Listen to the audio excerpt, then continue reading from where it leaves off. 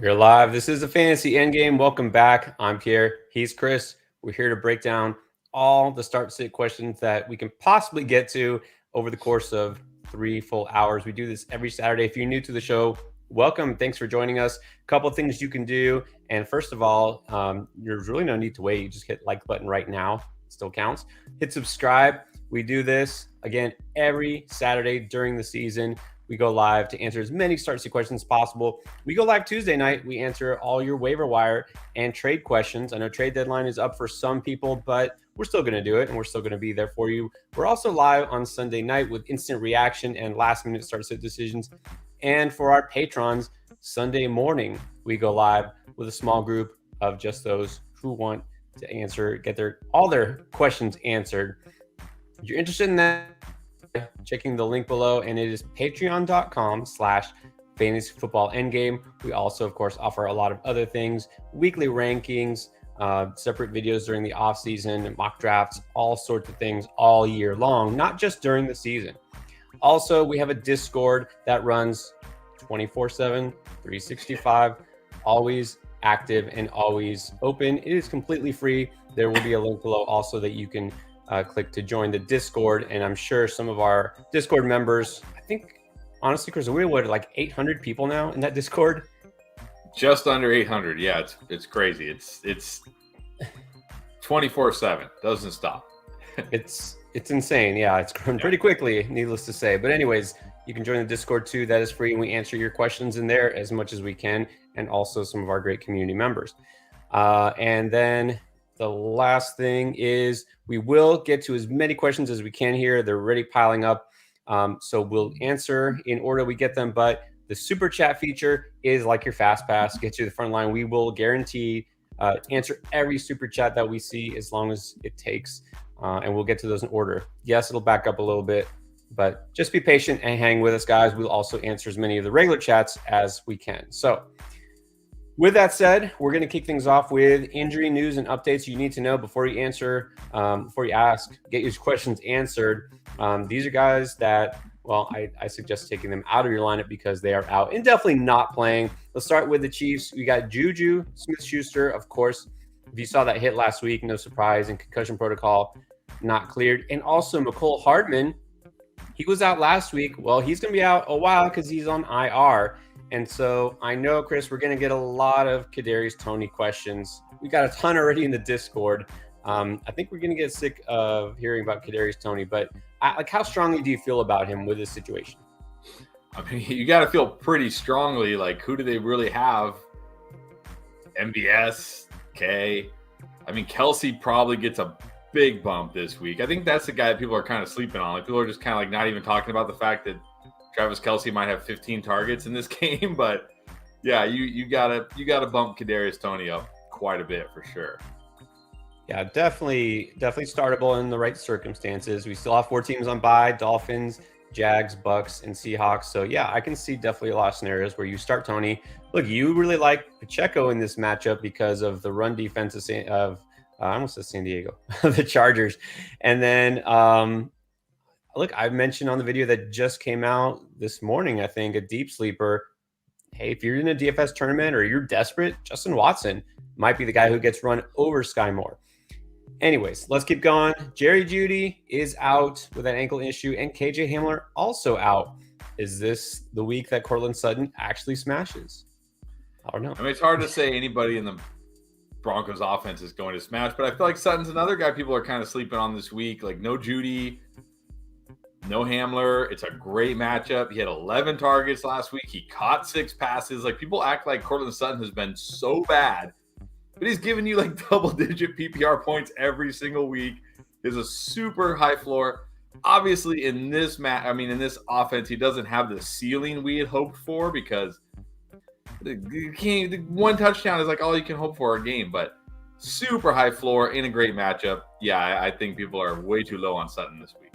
Yeah, I've got questions about, dropping Sutton. Do I drop him for this? Do I drop him for that? No, he's the number one guy. I get Russ is still terrible.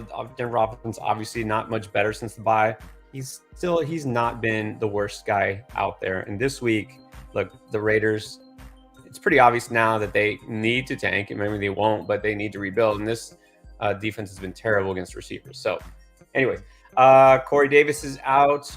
J.D. McKissick out for the rest of the season with a neck issue. He is on IR, so might give a slight boost to a guy like Antonio Gibson, especially in a really tasty matchup. Just saying.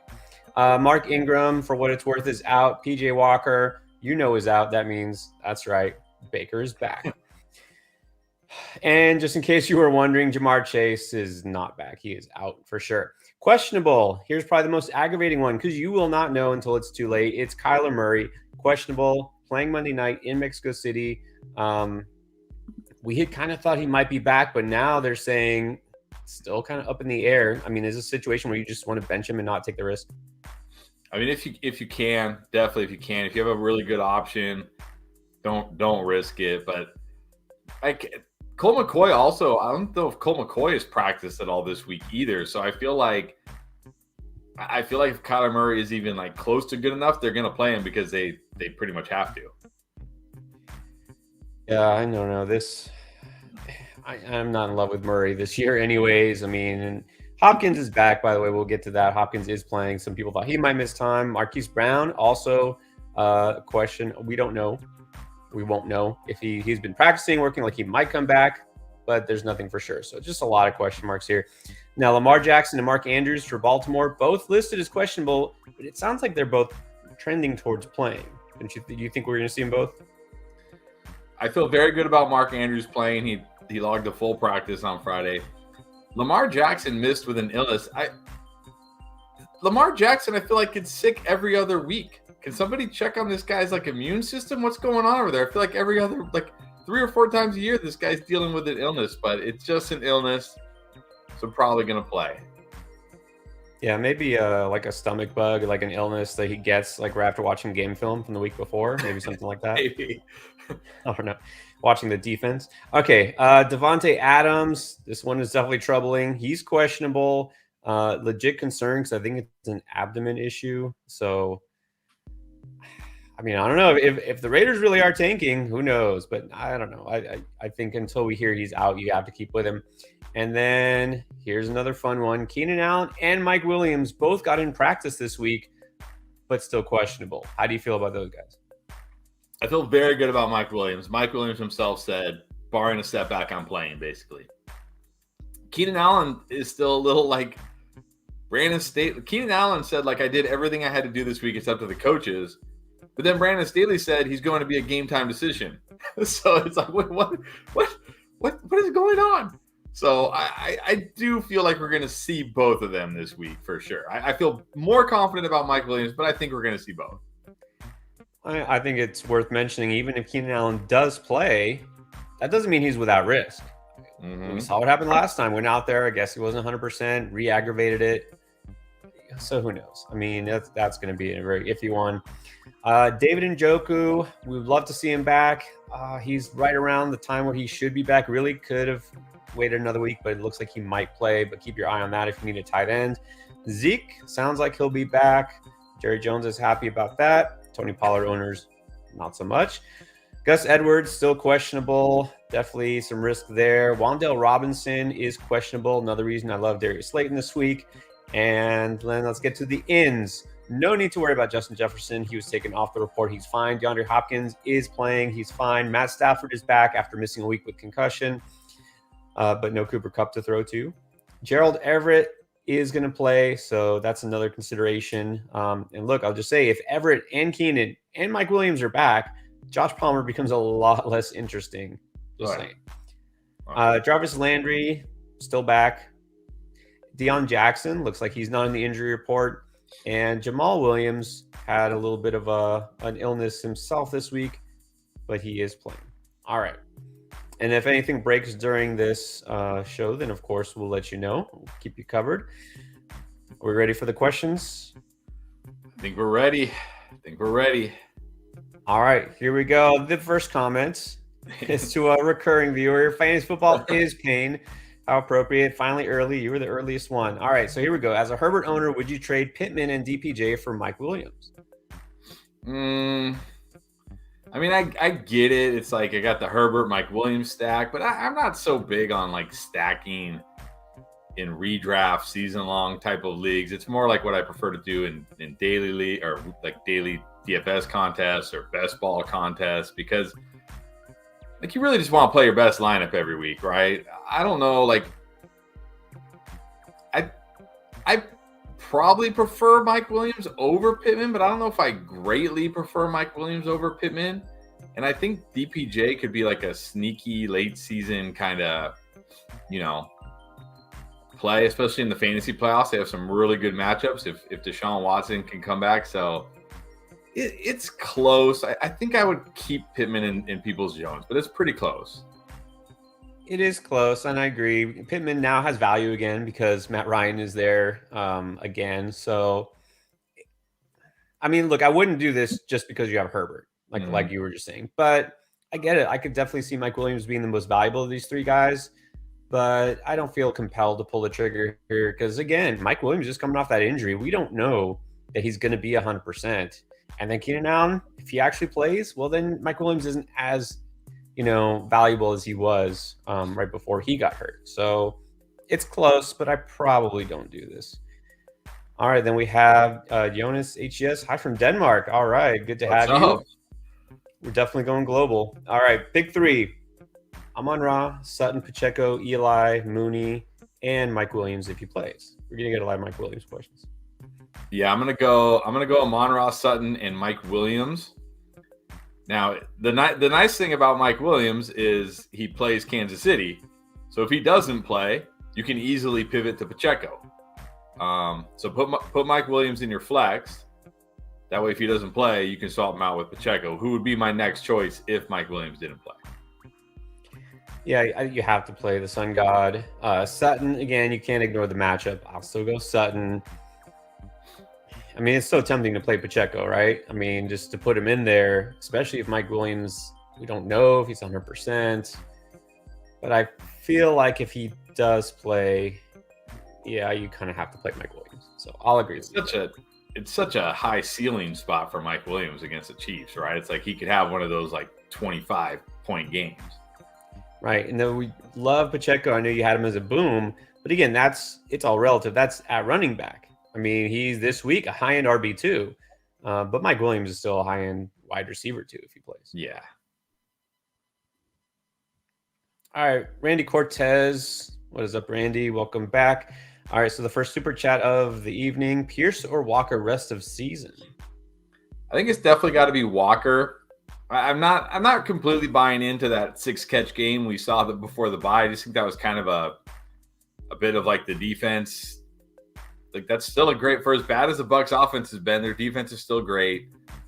But Walker is more talented, locked into a bigger role. I do think we're going to see a better Pierce in the second half. Like I think he's going to have some big games in the second half, but I think you still got to go Walker over Pierce. I go Walker. Look, better team, better offense, more touchdown upside. As we've seen, he scores pretty much every week. So yeah, I'm going Walker. If Pierce had that pass catching floor that we thought he would, then that might give him an edge. But no, I'm going Walker. And then Jamal or Keenan at the flex. Jamal Williams. Well, the problem here is, if you wait for Keenan, and he truly is a game time decision, and then he doesn't play, what do you do? Because they play Sunday night, you're going to be out unless you have somebody you can pivot to in that game. Maybe you have Pacheco, but I'd play Pacheco over Jamal anyway, so I'm guessing you don't. Or maybe you have somebody on the Monday night game, like I don't know, but I don't know who you'd pivot to. Like I don't know, maybe you have I don't know. I mean, I would say Keenan, but with the risk of him not playing, the risk of re-injury, I'd probably just go with Jamal and not take the risk of him not playing and leaving me hanging. Yeah, I don't love Jamal Williams this week. It's not a great matchup, but it's just you don't know. You don't know with Keenan Allen, like you said. Staley said he's game time decision. Well, what if that decision doesn't go in your favor? Then you're left with what? Yeah. Nothing. So I don't take the risk because Keenan Allen's missed so many weeks and he keeps re-aggravating it, and there's just so much. Yeah, it's so hard to trust him. I would say no. I'd go Jamal. All right, Phil wants to know flex 2, Palmer, Paris Campbell, or Pacheco. Well, with Everett back for sure. Mike Williams almost certainly back. even if Keenan doesn't play, I'm still going to be super low on Palmer because this is not going to be a lot of targets for him. I know. I mean, for me, Pacheco's like the obvious one here. But the thing about Paris Campbell is you say like, "Ooh, it's the Eagles," but the Eagles lost their slot corner. They're Avonte Maddox. He's out, and we saw last week. Even McLaurin was able to make some plays against them. So I'm gonna go Paris and Pacheco. I'm going to go Paris and Pacheco too. I have a feeling at least Williams comes back. Everett's back. Palmer's fine, but he really has benefited from all those injuries the last, few weeks with other guys on the field. The upside just isn't as high. So yeah, I'll go with those. Here's a regular chat. This is an interesting one because I just mentioned Justin Watson. You think if you had to pick between one of those Chiefs receivers, do you like Watson or MVS? This might be the one time I pick MVS because at least MVS, we know he's going to be out there like 85, 90% of the snaps. He's been out there all year. Watson, more like a deep league desperation flyer this week. Watson, for me, like I like that you had him in that video because for me, it's like, okay, yeah, Watson's a guy I would want to grab off waiver wires if I'm in a deep league and see how he's used this week. But I don't want him in my lineups this week if I don't have to. So I still got to go MVS. That's exactly the same. Even though I mentioned Watson, I'm not saying I have him over MVS. I mean, I could see him getting maybe more targets, but MVS is all or nothing. Right? He's all or nothing. Watson's kind of touchdown or not much. So I would still put MVS over him because at least he's got that big play ability. So I did just see this from one of our astute fantasy endgame community members, Keith, the Weather Beast. Yep. So about an hour ago, the Chargers downgraded Gerald Everett to questionable. So it's interesting. Yeah, when you get the Saturday downgrade, that's usually not a good sign. So keep an eye on that. So maybe he won't be playing. All right. Well, that does help. That does help possibly Palmer, but it's just still a lot. Yeah. A lot to consider. Okay, well, how about this? Start Justin Watson or Van Jefferson. In this case, I go Watson because I have zero faith in the Rams passing offense. Yeah, I'll go Justin Watson. Give me the guy tied to Patrick Mahomes. If I'm gonna start a desperation guy, give me the one to Patrick Mahomes. Okay, I feel like I've opened a floodgate here. I'm real responsible because now there's like Justin Watson on every query because he came out today. McKinnon. Okay, well, not McKinnon. Watson or Drake London. We haven't gotten a Drake London question in a while, I feel like. I'd probably still just gamble with Justin Watson. Like, what are you really getting from Drake London? Like, you're hoping for a touchdown, and that's pretty much it, right? And touchdown or nothing. Same as Watson. Yeah, I'll just gamble with Watson and Patrick Mahomes. Now I'm going to feel really guilty if Watson doesn't have a big game. So we'll see. I didn't guarantee it. Just anyways. All right, let's keep going. Young Money D1. What's up, Young Money? Is that our Young Money? Is it the same one? All right. That's Young Money. That's him. That's the one, the only Young Money. One of the OG fantasy endgame. One of the OGs. What's up? Definitely an OG. All right, let's keep going here. Let's see. Ron Rube wants to know, half PPR, would you go Pittman, Olave, or Tony? You know what? In half PPR, I think I'm giving the edge to Tony. Pittman, I think Pittman's fine in PPR because he's one of those guys like we saw last week. He's even against this Eagles defense, he's probably gonna catch 5 or 6 passes. Probably only gonna get like 50 yards. So you're gonna get like 10, 11 PPR points from him. That's probably all you're gonna get. Olave, who knows these days? Like with Andy Dalton out there, it's just like ugh. Tony at least has some upside, and it's half PPR, so if he only catches 3 or 4 passes, that doesn't really hurt him because he's got that yard after catch ability, he's got the touchdown ability. I think I got to go Tony. I know, and I hate to feel like I'm high on Tony, but this week, that's just kind of how it's shaking out. Look, I feel it should be Olave. The answer should be Olave. Yes. But with Andy Dalton, and then the matchup actually isn't great. This could be just a really low-scoring game. It probably will be. It should be Olave, but I don't think this offense is really one that you want to hit your wagon to. So, yeah, go Tony. this week for sure. This one, Trigger Trey, with us most Saturdays. This is a good question. Do you trust Andrews or start Likely or Komet? Well, I wouldn't go Likely. It would either be Komet, but what do you think? Yeah, if Andrews plays, I'm playing Andrews. Like, he's just one of those guys I don't sit. If he plays, he's in my lineup. I'm not sitting him. Like, Right. could Komet score 2 touchdowns again? Sure. But Andrews is basically the Ravens' like number one target. He's like their number one wide receiver, right? He's like Travis Kelce for the Chiefs. Oh, yeah. He's the guy that Lamar's going to throw to more than anybody else. Going to get red zone looks, has touchdown upside. If Andrews plays, he's in my lineup.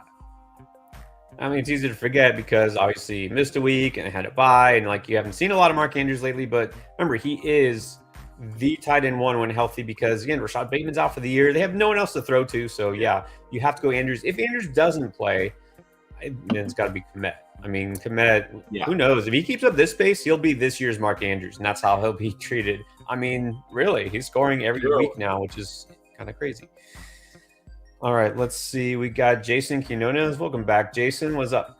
Would you be worried about Kittle going forward? I actually just said that exact thing in the Discord because someone was asking, do I do this certain trade and get Kittle?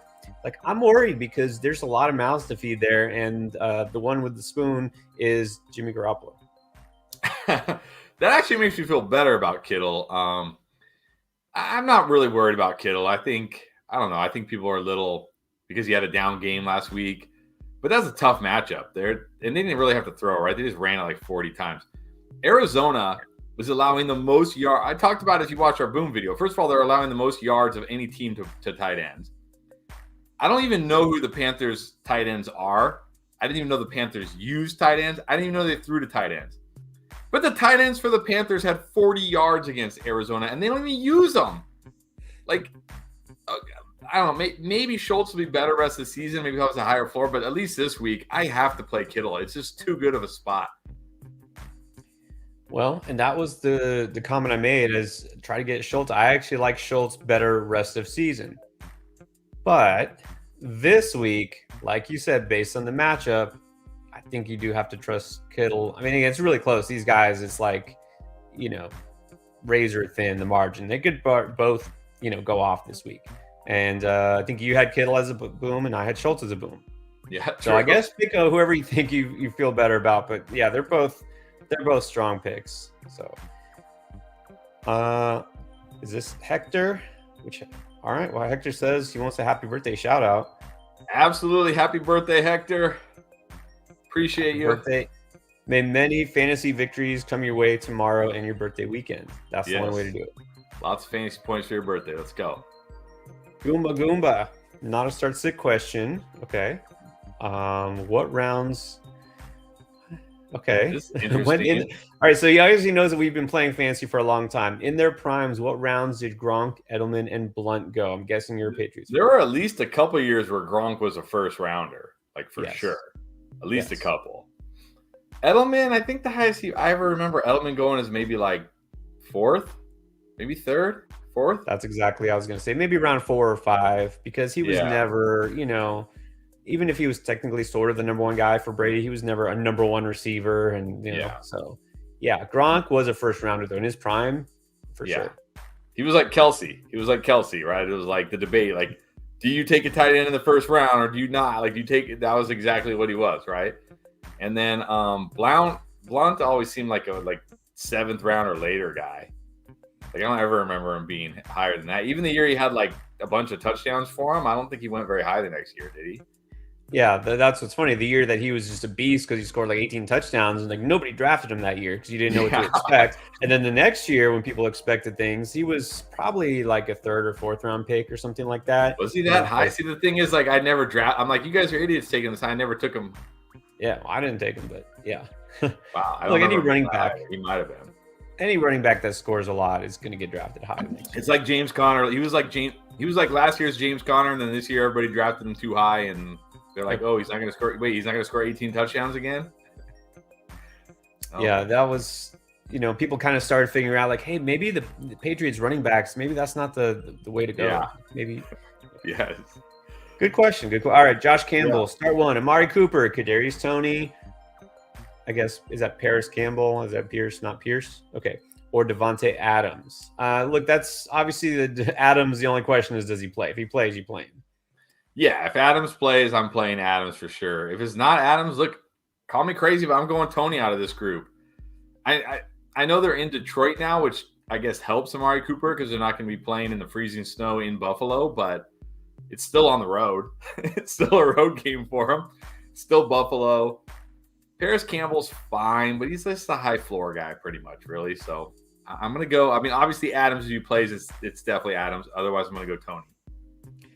Yeah, if Adams is active, you have to keep him in there. If not, I go Tony too. We talked about this. It was brought to our attention, this severe split. Now everyone's figured out Amari Cooper just doesn't perform on the road. It doesn't hurt, also, if you're making this decision, he's going against the Buffalo Bills defense. Yeah. So I go Tony too, which makes me sick. I leave Ramondre in the flex. Yes. Yeah, I'm not benching a Ramondre, so yes. All right, Michael Cazares, non-PPR, Monty Pacheco or Pittman? Oh, this is so close between Monty and Pacheco. Like, it should be easily Montgomery, right? It should be easily Montgomery. Like, no Khalil Herbert going against the Falcons. He's been so bad lately, and what if this is another game where Justin Fields rips off 2 long runs? You know what I mean? And takes all the touchdowns away, like he's been doing. Because in this matchup, Justin Fields could definitely do that again. But Pacheco's risky too, right? Because we don't really know. Like, we think we know the usage and the workload off of one game, but we know how these teams go. Like this week, it could suddenly be a 50-50 split again. So I think I still got a non-PPR.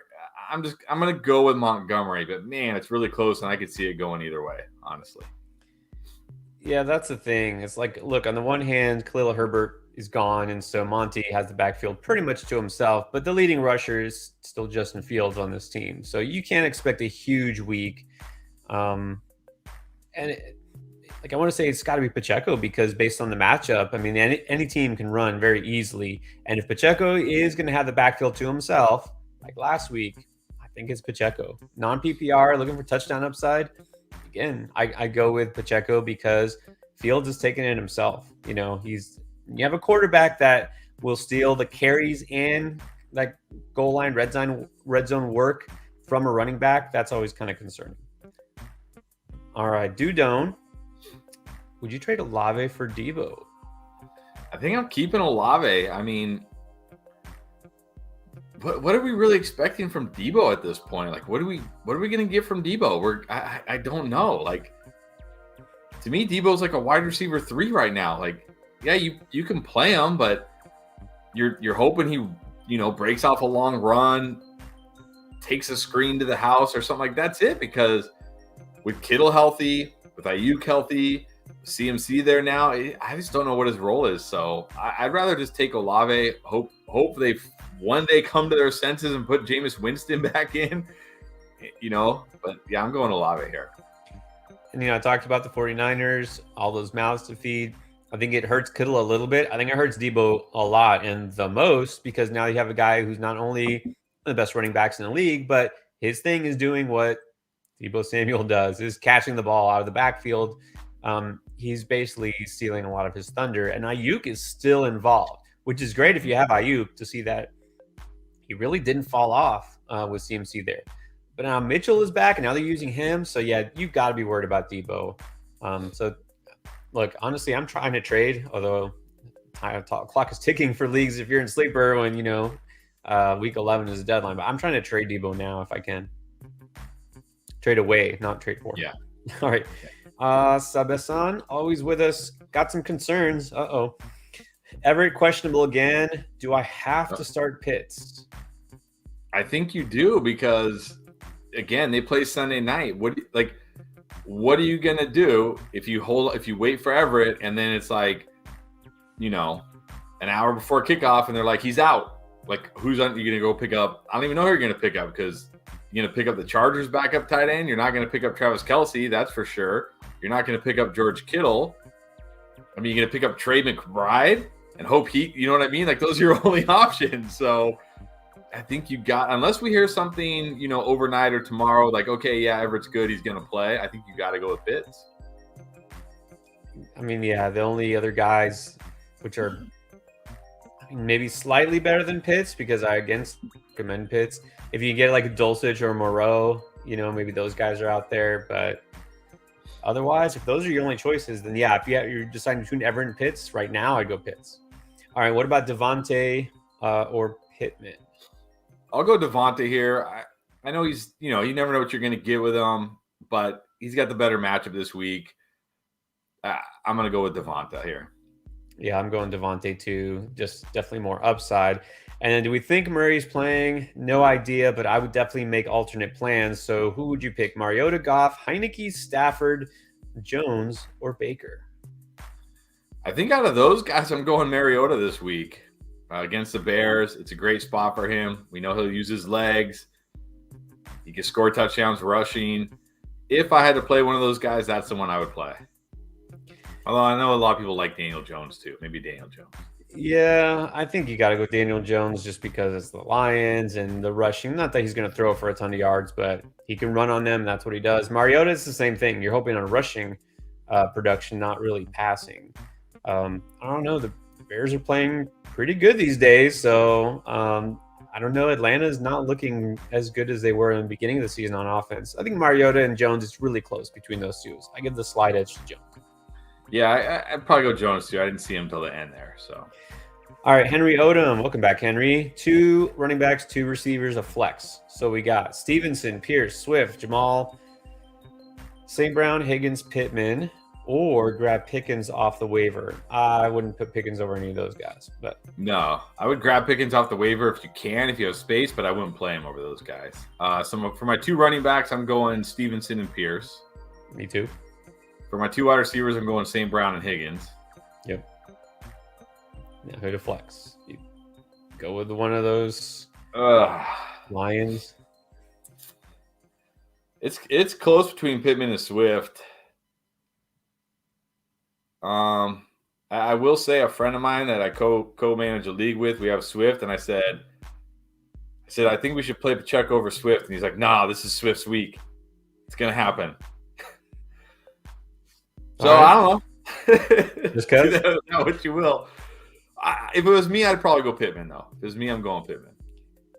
Yeah, I don't want the headache. Look, Swift, I know I get the last time, he found a way to score a touchdown. I can't get 6 carries for 6 yards out of my head. Like, he's just not getting enough touches. And at this point, he's not even on the injury report. It's not a health thing. I think it's just the coaching staff. They just don't trust him to play that many snaps and without breaking something. So. And apparently, we got a couple of comments clarifying earlier. Apparently, Lamar had a baby, so I guess that's why he was on the. All right, I never saw it. All I saw was John Harbaugh said he had an illness, but he was going to start. Who knows?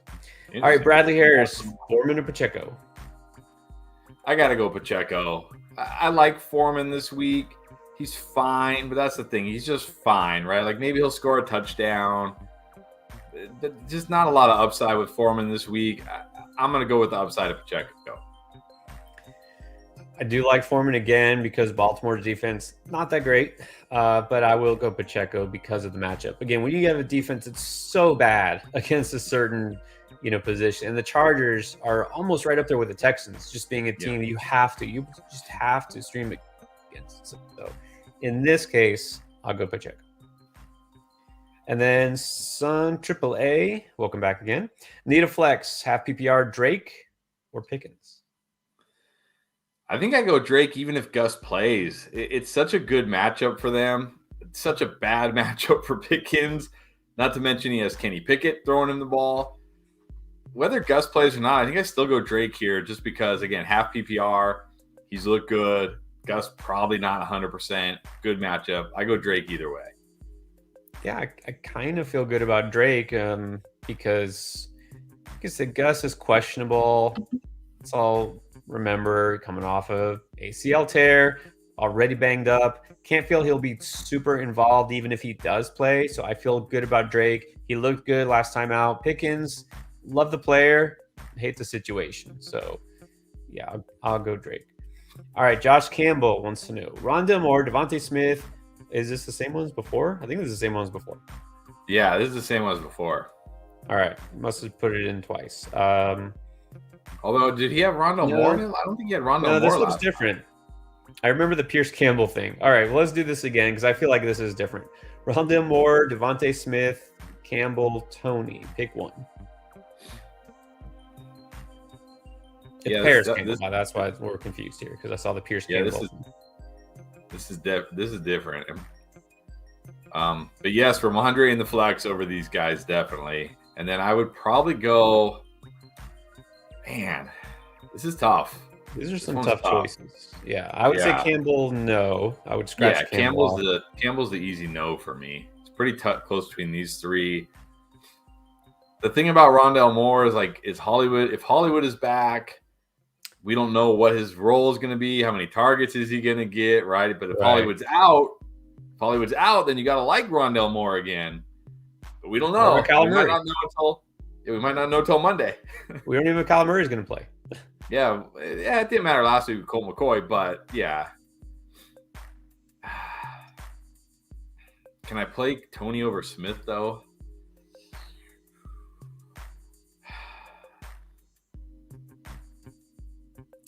This is another one where I feel like Devontae Smith should be the answer. Yeah.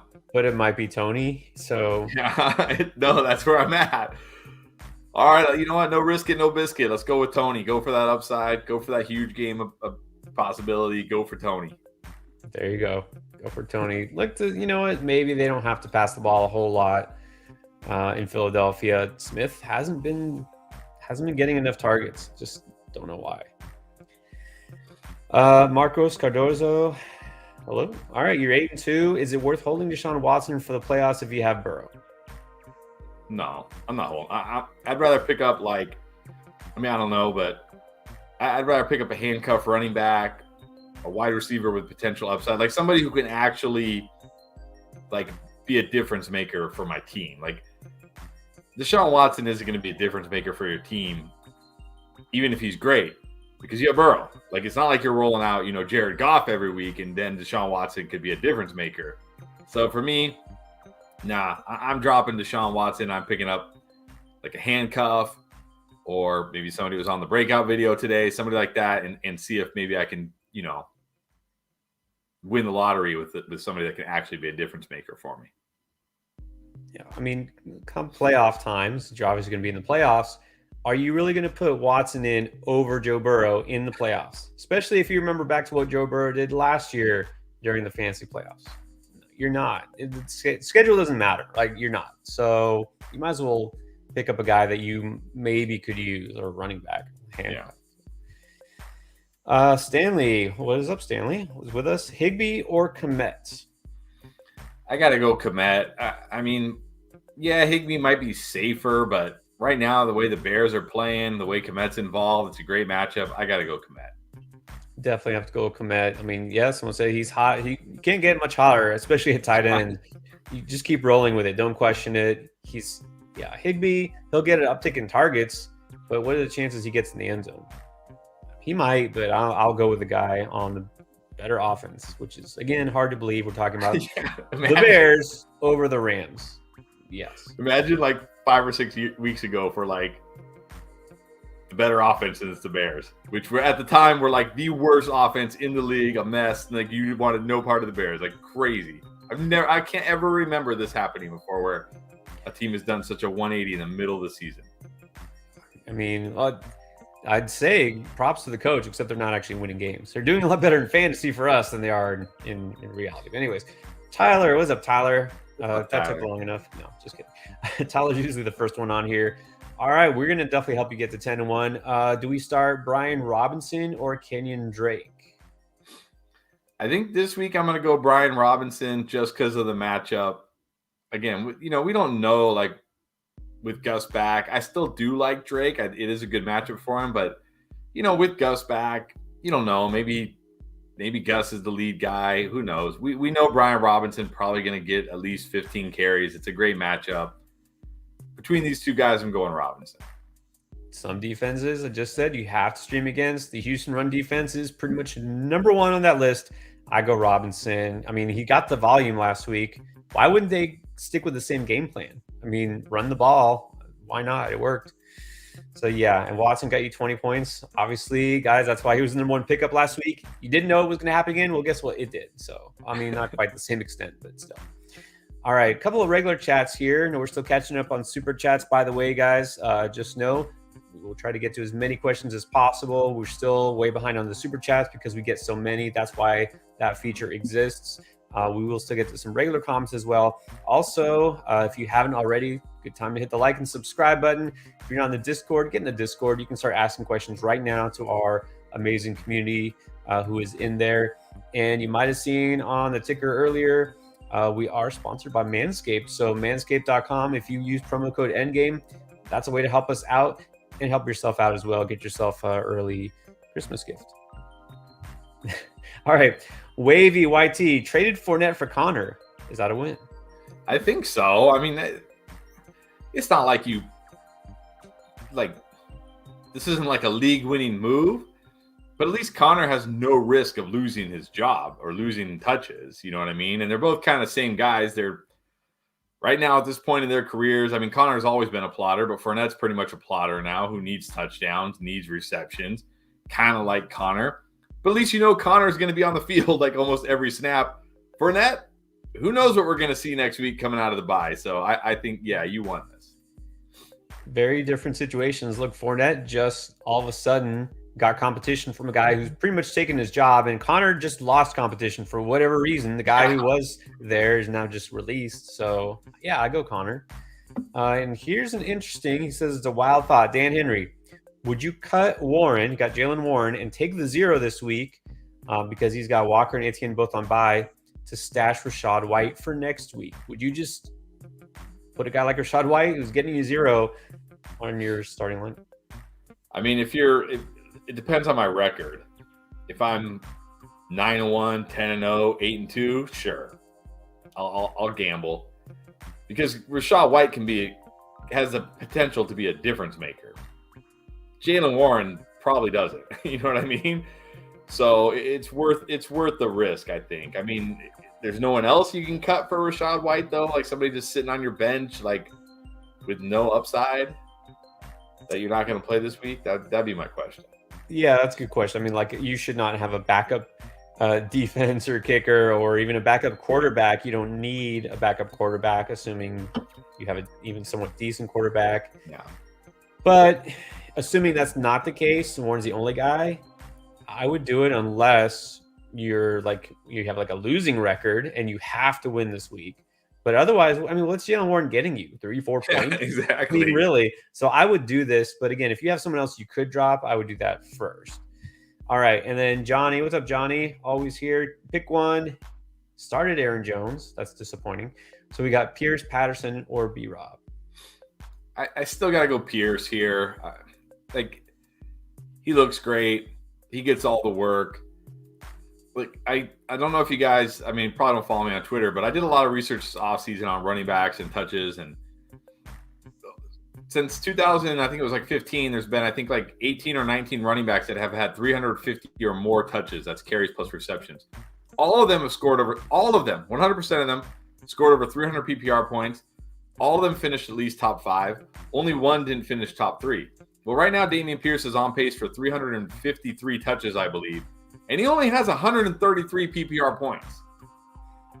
It feels like there's major positive regression coming for Dameon Pierce. I think we could see like Dameon Pierce score 7 or 8 touchdowns in the second half. He's not really scoring a lot of touchdowns.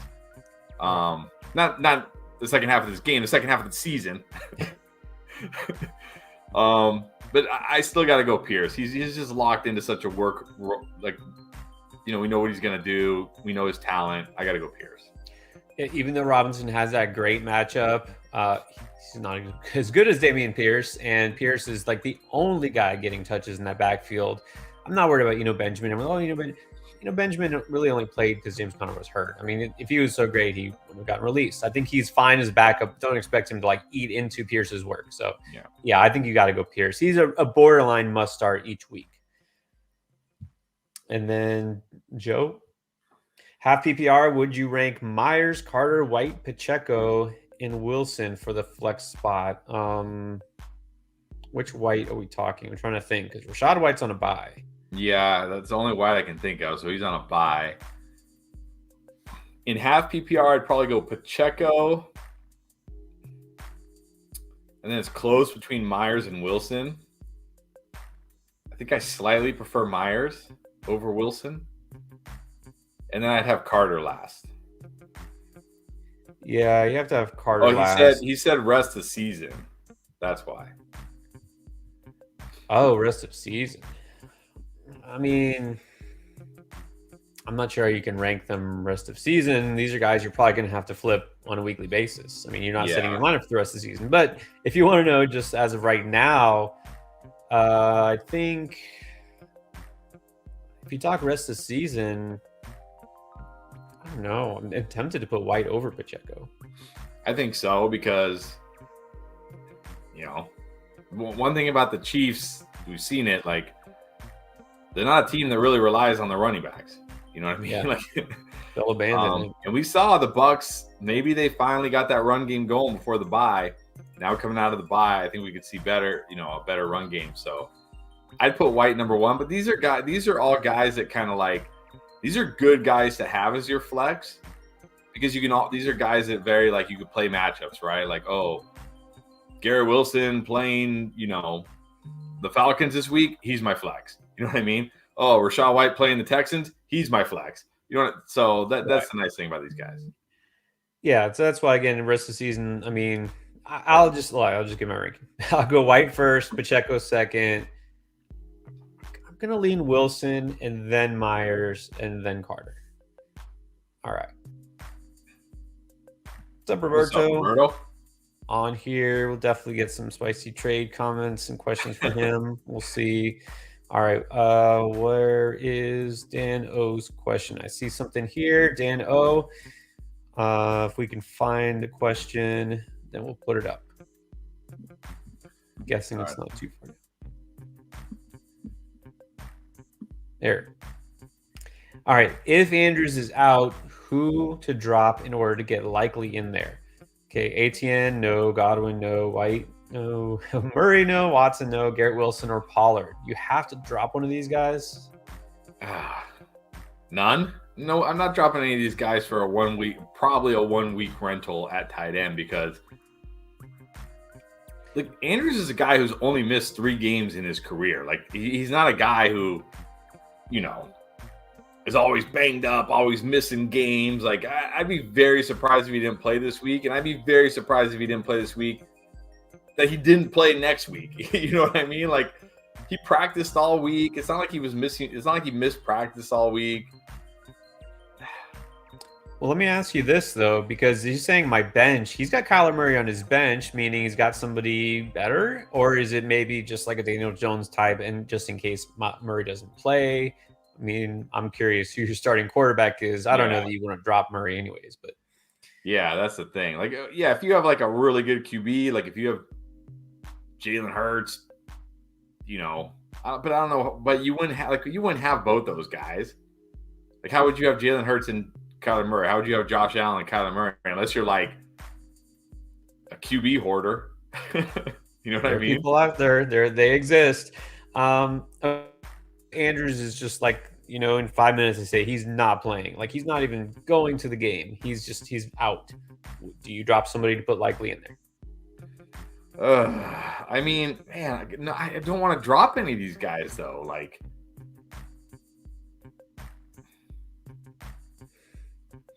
I mean, who do you drop? I mean, maybe Garrett Wilson, because I don't expect a big game from him this week against New England. And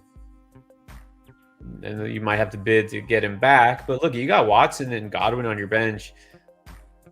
Wilson's your 5th or 6th receiver, so that's not a big loss there. Because right now, Watson's looking more valuable than Wilson. So if I had to pick one of these guys, it would be Garrett Wilson. I mean, if I had to, but again, he got a full practice. He got a full practice in yesterday. I'd be very surprised if Andrews doesn't play. But you never know. It happens. It does happen. All right. Speaking of Roberto, did I win? Higgins, Pollard, Mooney, Freiermuth. For Etienne, Evans, Goddard, and $100. We talking cash or fab? Yeah, wait. If you got $100 cash, you won. If it's Yes. fab money, okay. Okay. I'm gonna assume fab money, right? Yeah. All right. So Higgins, Pollard, Mooney, Freiermuth, Etienne's, Evans, and Goddard. And I wonder, is this? Okay. I'm assuming it's redraft, not dynasty. So I'm gonna say the Etienne, Evans, Goddard side won if Goddard comes back, which I think he will, but we don't know. Because Etienne, Higgins, that seems pretty fair for me as far as like running back versus wide receiver. I probably have them kind of like similarly ranked as far as like at their position. Definitely prefer Evans over Pollard with Zeke back. Mooney, okay, whatever. Yeah, Freiermuth's going to be better right now because Goddard's out. But when Goddard comes back, you're going to prefer Goddard over Freiermuth. You said you picked up Njoku, so you've got Njoku to plug and play. You get an extra $100 fab. Look, that might come in like it's going to come in handy because there's going to be, sadly, there's probably going to be some catastrophic injury to some running back. It happens every year. And his backup is probably going to be sitting on the waiver wire, ready to win people leagues, and you're going to have no problem getting them now. that's very true.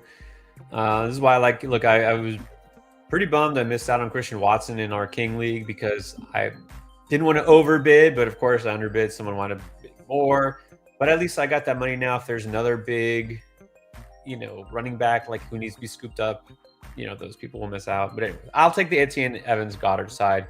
Like, look, if Goddard doesn't come back at all, then you're screwed. And you got Njoku, but still, I think the Etienne, Evans, Goddard side gets a slight advantage. Johnny with another one. Pick 3. Diggs. That's a yes. D-Hop. I think that's got to be a yes. Okay, so then we got Sutton, Cooper, or Garrett Wilson.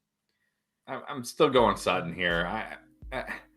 Again, he's the only wide receiver he really has. Great matchup.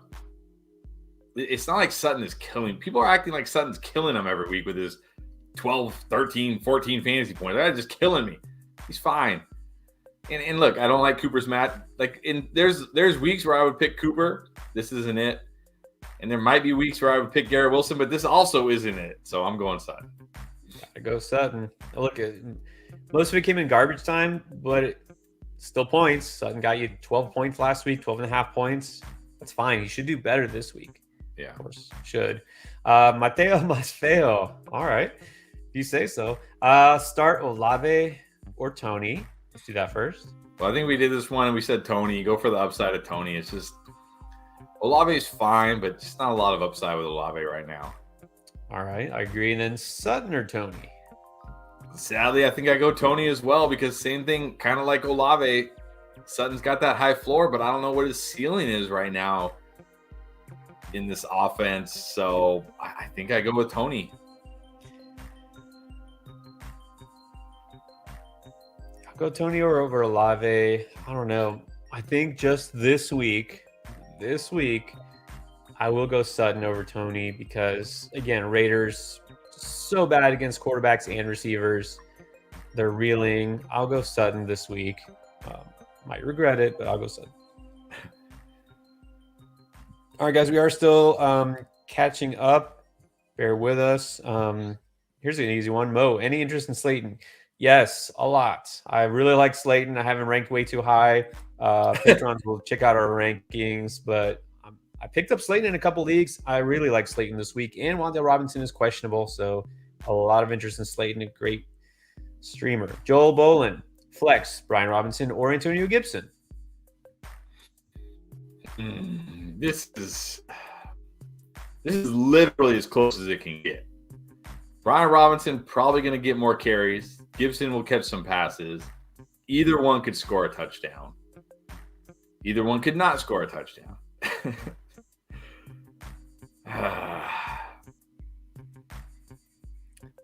I'll give the slightest of edges to Brian Robinson because he obviously got more carries last week. I think he's more the short yardage goal line back, so I feel like he's got more touchdown upside. I'll go for the upside with Robinson and having that big run or having that touchdown. I think he more likely to score. All right, well, it's razor thin, so go with Robinson. Z-Coney T, 1. Full point PPR, start 1, sit 2. Okay, so who do you like here? MVS, Rondale Moore, DPJ? I really wish we knew if Hollywood was playing, because then I'd just easily say Rondale Moore and move on. But we don't. I don't know a lot about that game. It sounds like there's a good chance that Hollywood does play. I mean, like Rondale Moore could still be involved enough because Ertz is out. Yeah. If Colt McCoy is the quarterback, I think that helps Rondale Moore. I kind of feel like I go more because I feel good that he can get points. MVS, I mean, it's either a long touchdown or nothing. Yeah, and I did just see this report from Adam Schefter. Cardinals are not listing Colt McCoy on their injury report for Monday night's game. Kyler Murray is listed as questionable. So take that for whatever it's worth. Yeah, I'd probably go Rondale Moore as well. Yeah, I'm going Rondale Moore. The other two guys are just so hit or miss. This matchup for DPJ, like him, but not against Buffalo. No. All right, Peter R. If Williams, Adams are out, you go Tony, Slayton, or Myers. Just putting it to the test. I just said I like Slayton. I mean, I got to go Tony again. I got to shoot for that upside. Like, Myers, fine. Slayton, fine. I mean, he can hit on like a big play, but I don't know. It's just too hard for me to ignore. Like, if I'm like Myers is kind of more like a floor play, I guess. Slayton, between Slayton and Tony, if I'm going to shoot for the potential home run, I'm going to shoot for the home run coming off the arm of Patrick Mahomes, not the one coming off the arm of Daniel Jones. So I'm going to go Tony. It's really tough for me. I mean, to me, Myers is the last choice because going against the Jets, have a really good defense, especially pass defense. Not feeling it for Myers this week. I really do like Slayton, but like Tony also, and the increase in opportunity, that's all we were waiting for, isn't it? Just like, will he get those targets? Will he get involved? Well, now he's definitely going to be involved without two of their top receivers. So it's hard, but I will give the edge to Tony, even though I really like Slayton. All right. Dano with another one. Pacheco, Garrett Wilson, or Tony Pollard at the flex? Here I'll pretty easily go Pacheco. Wilson, tough matchup against Patriots. Pollard, it's a tough matchup for Pollard this week against Minnesota. They actually have been very good against the run, much worse against the pass. And also, Zeke is going to be back out there plugging along for his 3 yards per carry and taking valuable touches from Pollard. So I'm going Pacheco. Yeah, I'm going Pacheco. Like if Zeke was a non-factor, then it would definitely be Pollard. But Zeke's going to play. It might not be as positive a game script for them in Minnesota, so I give the edge to Pacheco. All right, what's up, Marco Pelletieri? You remember about 2 weeks ago, talked to us about having Tua and Josh Allen. Was able to sell Pollard and Tua for DK. What do you think about that? I mean, it's fine. I think you probably could have gotten a little bit more. Just because Tua's got a lot of value right now, especially for a team that needs a quarterback. Yeah, I think it's fine. Like if you're never going to play Tony Pollard and you need a wide receiver, like I'm okay with it. I think you probably could have squeezed out a little bit more, but nothing wrong with it.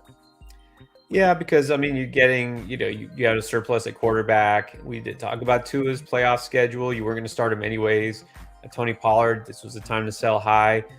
Again, these are two guys that were at peak value, Tua and Pollard. So I feel like you could have got a little bit more, but I think it's probably still sounds like it helps your team. So that's okay.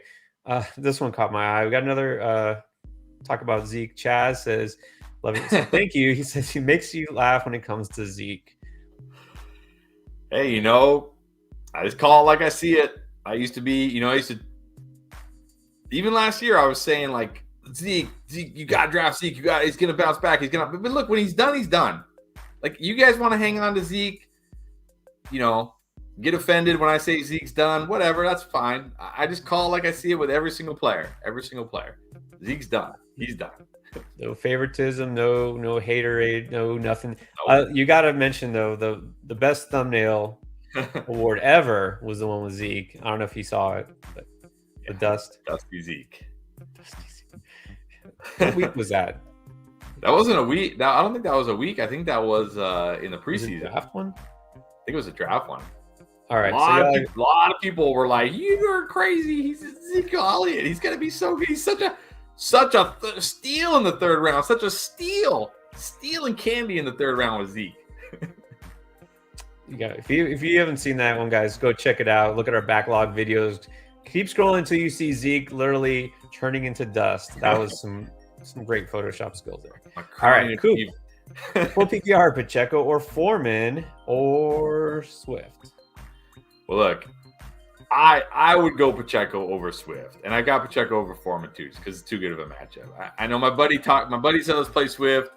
Fine, we'll play Swift. We're projected to win by a lot, whatever. But if it was me, I'm going Pacheco. I'm going Pacheco too. Look, I like Foreman. I think he's solid this week. Yeah. But the matchup, you have to take a shot on Pacheco. It's too good a matchup. Again, unless we get the rug pulled from under us with Andy Reid, and he's like, oh, you know what, let's give Clyde Edwards-Helaire some work this week. Yeah. Which is possible, but I think you take a shot with Pacheco. Okay, well, pick 3 receivers: Higgins, Boyd, Tony, Pittman, or Mooney. I'm going to go the first 3. It's too good of a matchup for the Bengals this week. I think both Higgins and Boyd can have big games.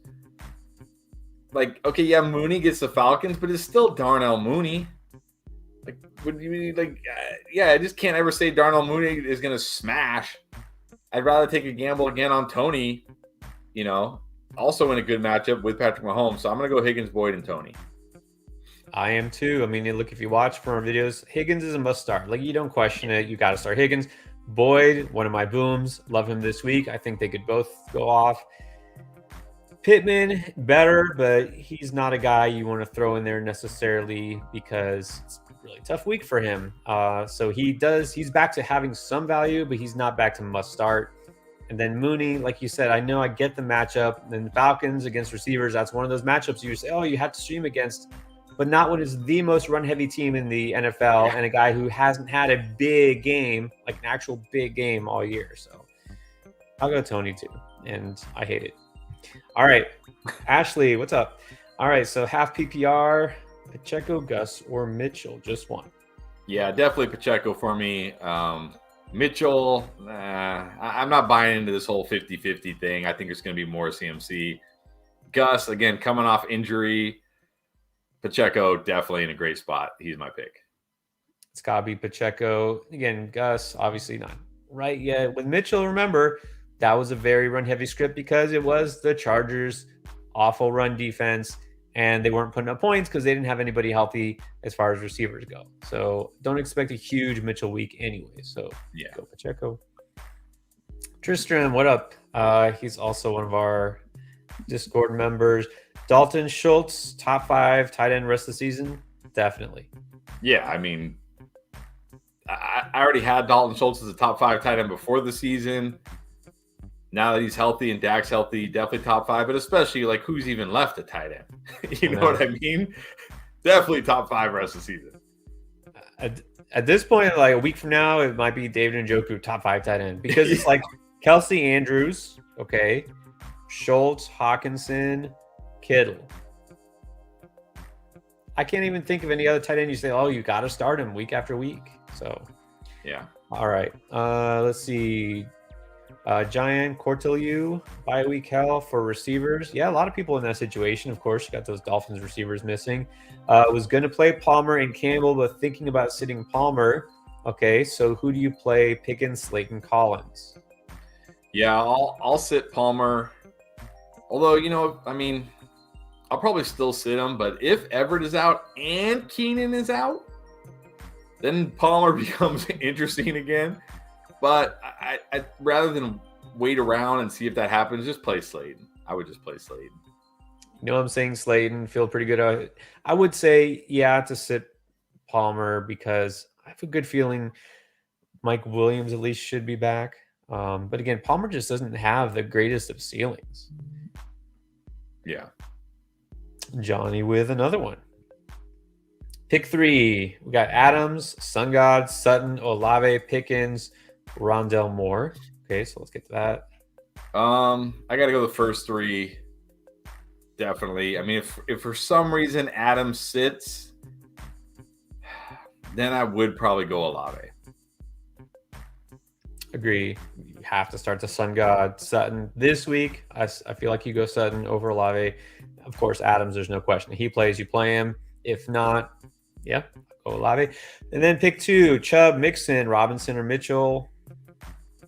Gotta be the first 2. I know Robinson has a great matchup, but still, I can't. I mean, you can't sit Chubb, and I don't think you can sit Mixon, so gotta be the first 2. Yeah, there's no reason you ever sit Chubb.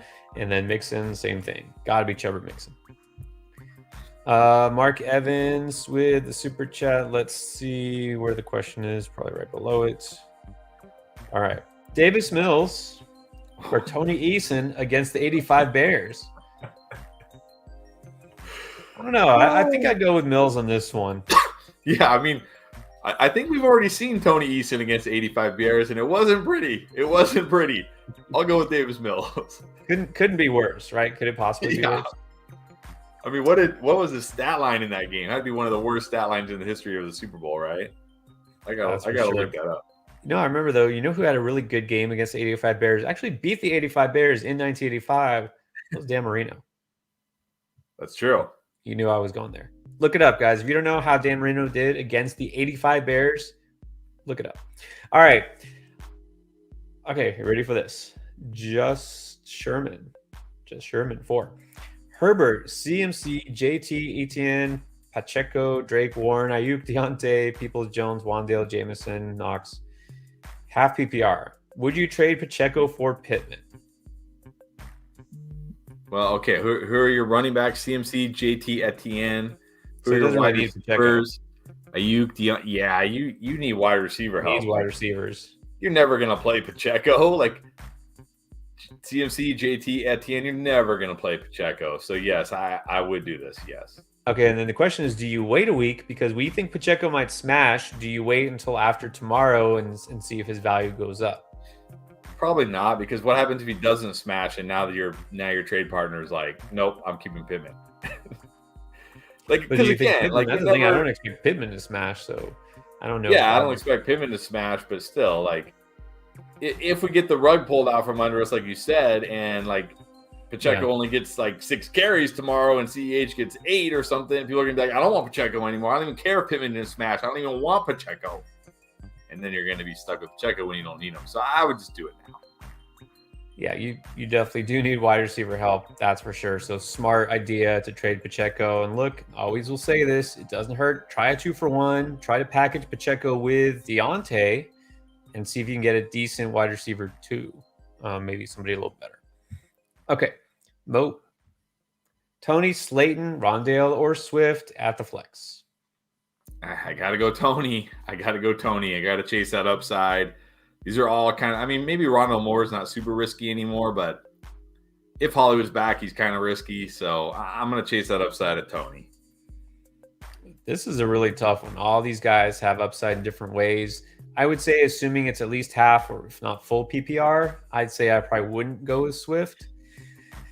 Rondale Moore, probably the most safe, kind of high floor guy here. I like Slayton, but I'll go Tony over him just barely again. So just real quick, I looked up Tony Eason in that Super Bowl. So I was 9 years old when the Super Bowl played. So I wasn't like, I was really like, ooh. Is this 0 for 6? 0 yards, obviously, and 3 sacks. That's impressive. That's was he pulled in for like Steve Grogan or something? Yeah, I think he got hurt or something, or they benched him for Steve Grogan. 0 for 6, 3 sacks. So there you go. You cannot possibly do worse than that. Yeah, that's about as bad as you can get. That's awesome. That was actually the first Super Bowl I watched like live when it happened. 84. Well, that's not true. Okay, 1984 because the Dolphins were in the Super Bowl and got handed to them on a platter. But then 85, I watched beginning to end. Recorded it on my VCR. All right, now I'm old. Leo the Leak got offered Evans and Olave for CD. What do you think about that? I mean, it's fair. It's certainly fair. It's tempting. But my question would be, well, I think it comes down to your roster settings. If you're in a 2 wide receiver, 1 flex league, I'm keeping CD. Yeah. Because like or are you in a deeper league where it's 3 wide receivers in a flex and you're going to start Evans and Olave every week, and maybe right now you're starting like CD and you're having to roll out like, I don't know, Darnell Mooney or something like that because it's a deeper league and now you get an upgrade with Olave, then I would do it. So to me, it comes down to like the league format. If it's a very shallow league, 2 wide receiver, 1 flex, I'm keeping CD because studs are just too important in that league. But deeper league, take it. Yeah, I think like if Olave would be at least your number 3 receiver and you would need him to start, then do this. Yeah. Because I think that's a pretty good package to get. But yeah, if it's a shallower league, probably not. All right, Trevor Headley. Got Tony, Cooper, Pollard, Najee, Rondell Moore, Campbell, Pacheco, 1 to flex and 2 wide receivers. All right, so I guess we'll do the receivers first.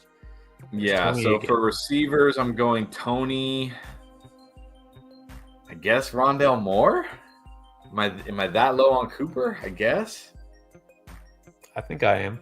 Yeah, I think I'm going Tony and Rondell Moore. And then I think at the flex, Pacheco. Yeah, I think I got to go Pacheco. Yeah, I do like Najee this week, but a little bit, but I got to chase that matchup with Pacheco. Pollard is tempting because he's been so good, but just don't know. I mean, I feel like he'll still be the lead back even with Zeke there, but yeah, I would go Pacheco over him. One thing about Minnesota though is they're like top 5 against the run and like bottom 7 or something against a pass. They're kind of a pass funnel, so it's not really like he's had 2 really good matchups in a row without Zeke. Right. Now he has a tough matchup with Zeke. So yeah. Right. All right. Tough question there. Superior VGs. 5 and 5. You got Justin Fields, Dalvin Cook, Najee, Devontae Adams, Lockett, Boyd, Schultz, Devontae Smith, Cole Kmet, Jarvis Landry, Geno Smith. What would you do? Asking about trades, what would you do with this roster? I mean, I dropped Geno Smith for, again, any kind of lottery ticket, handcuff wide receiver, something like that, because you're never going to start Geno Smith over Justin Fields. You just aren't. I mean, if you're looking to trade, I mean, look, you've got Schultz, you've got Kmet. Kmet's got a lot of value right now. People need tight ends. Devonta Smith coming off a nice game. Maybe try to package Kmet and Smith and get a running back. Or maybe package Kmet and Harris. Najee, try to get a running back because I like Najee. I think Najee will be better down the stretch here, but I don't know if I want Najee to be like my every week RB2 that I'm depending on. So if you could trade like Kmet and Najee maybe and get it up, maybe go get like a Dameon Pierce, who hasn't really been great recently. People are kind of like starting to get a little low on him. Maybe try to do that. Yeah, I think I want to keep Fields. And a lot of people are using this as a chance to trade Fields away and like sell high, which is smart if you don't need him. If Geno Smith is your quarterback 1 rest of the season, I'd rather keep Fields, who could be the quarterback 1. If you had Joe Burrow, that'd be different. But so I would say keep Fields. Yeah, you don't need Smith. Najee, sadly not a RB2 anymore. So try to use your advantages. You have 2 good tight ends now. Maybe sell high on Kmet. Try to upgrade at running back. Just easier said than done. Ali H just wanted to say thanks. Okay. Well, thanks. We appreciate you. Thank you. P. Diddy. Another cameo from a celebrity here. Keep Swift or drop to pick up Pacheco or Brian Robinson. No, I can't drop Swift. Like, can't drop them. There's still the potential. And there was a quote from Swift that said, where he said, my best football is still coming this year. Like, so I guess he's getting closer to being healthy. But I'm not dropping Swift for Pacheco or Brian Robinson or Michael Carter. Like, no. I mean, I get we're all happy with Pacheco now, but you can't drop Swift. And I get it. He's saying JT. He's got JT, ATN, and Walker. So that's great that you really none of these guys you need. Keep the guy who has the most upside, which is still DeAndre Swift. Yes. Okay. Let's keep going. Good time to mention, since I'm scrolling, we're not even quite halfway through here. Use a super chat. We will definitely get to your question. We're trying to catch up still on them. We got a lot of comments today, especially it's getting close to playoff time. More important than ever to make those important decisions. We will answer all the super chats for sure in order they're received. Stay with us. Put your question on the air. Like and subscribe. Join the Discord if you haven't already. And you can see on the ticker below how you can become a patron. That's another way to help support us. Jerry. Slayton, Pacheco, Kenyon Drake, or Keenan Allen, pick 2. Again, since Keenan Allen plays on Sunday night, we don't know if he's going to be in there. Who knows if he's healthy? I'll just go Slayton and Pacheco, both in good spots. We know they're going to play. I'll just go with those 2 guys. I'm going with those 2 also. We already talked about these guys a lot. Feel like they could both boom. Keenan Allen, too risky. Too risky for him. And don't like Drake better than either of those guys. All right, Marco again. All right, so this was the question I think we already answered. He just put it in a super chat. Again, I'm probably just still catching up here, but just to rehash. Oh, maybe we didn't answer the last part. He says, which RB should I target? Did we answer that? I don't think so, but I'll just say right now that the RB to me that seems like the best buy low, because I know this week for the buy low, I know a lot of people it's their trade deadline, so I tried to do it like setting your team up for the playoffs. But I think Dameon Pierce is a great buy low. I already talked about it. Like, he's on pace for over 350 touches. He only has 4 touchdowns this year, which is extremely low for the amount of touches he has. He only has 2 less carries inside the 5 than guys like Leonard Fournette, Dalvin Cook. I think I may have there's somebody else. Like he should have more touchdowns. I think he has a big second half. I think people are starting to get low on him because he just keeps putting up like 12, 13 points. He's one of my favorite buy low running backs right now. There you go. All right. So good luck, Marco. Ghost. 5-5 need to win. So here are the options. Got J-Rob and Swift. RB1 and 2. Zeke at the flex. Ouch. Okay. Well, let's see what else we could do here. Bench, you have Landry, Carter, Nico Collins. I mean, you can't flex Zeke, can you? No, but can I flex Landry? Can I flex Michael? I think I might play Michael Carter over James Robinson this week because at least Michael Carter will catch some passes.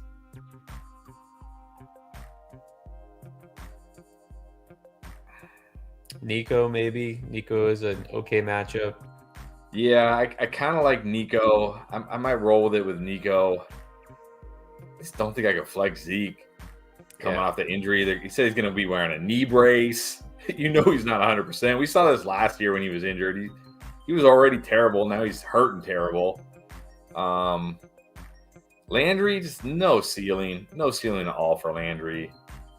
I think I would play Carter and Swift and then flex Nico. Yeah, I agree. That's what I would do.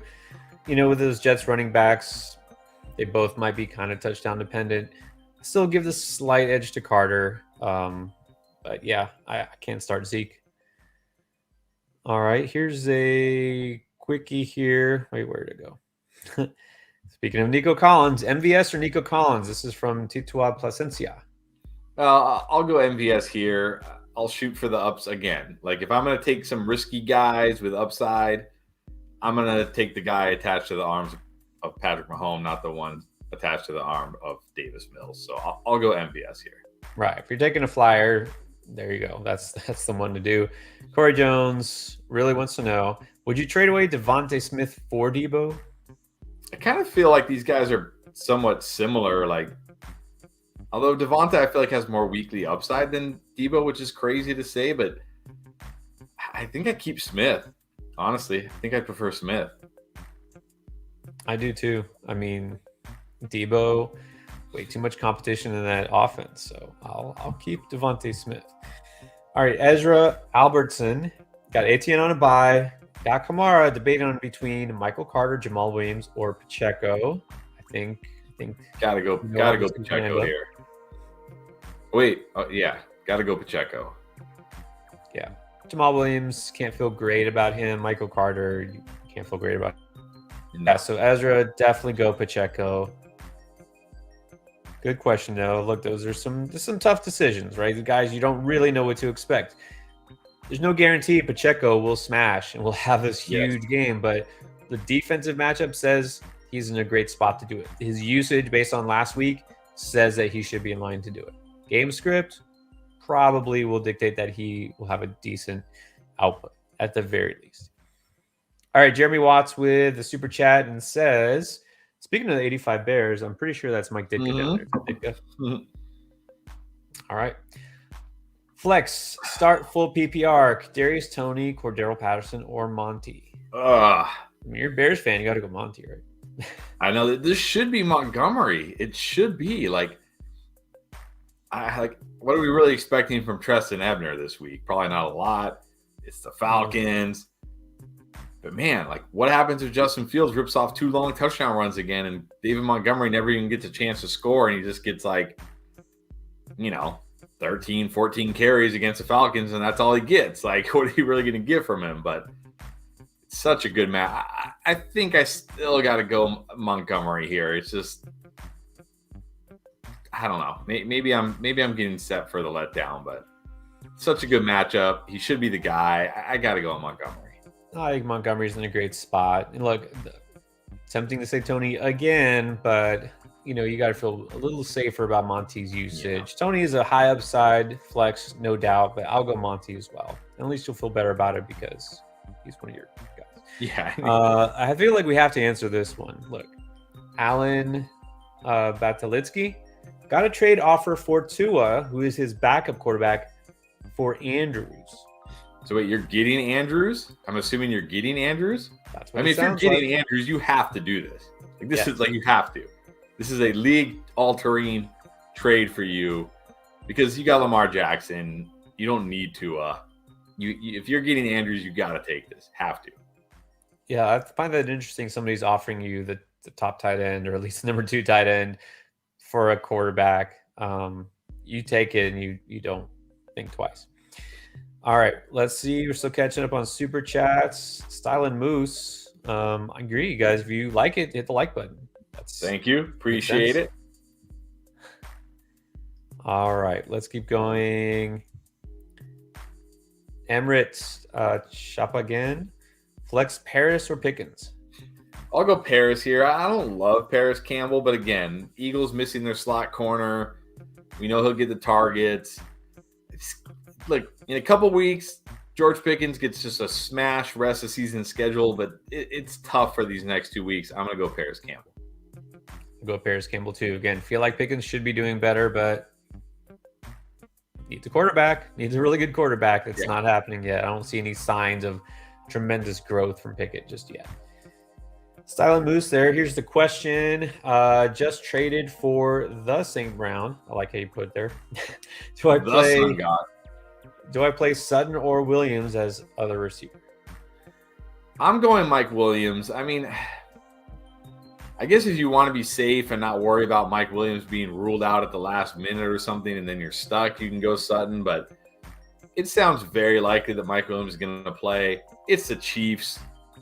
He's got week winning upside this week in this matchup. I can't bench him. So if you want to play it safe and not worry about him getting ruled out at the last minute and then you're stuck, I guess go Sutton. But for me, I'm going Mike Williams. Yeah, I feel like if Williams does play, you play him. I mean, again, don't hate Sutton, but I'll go Williams. The upside's better. And then Ash Rodriguez, Swift, Sutton, or Cordero, and this is a half-point PPR. I got to go Sutton again. Matchup's too good.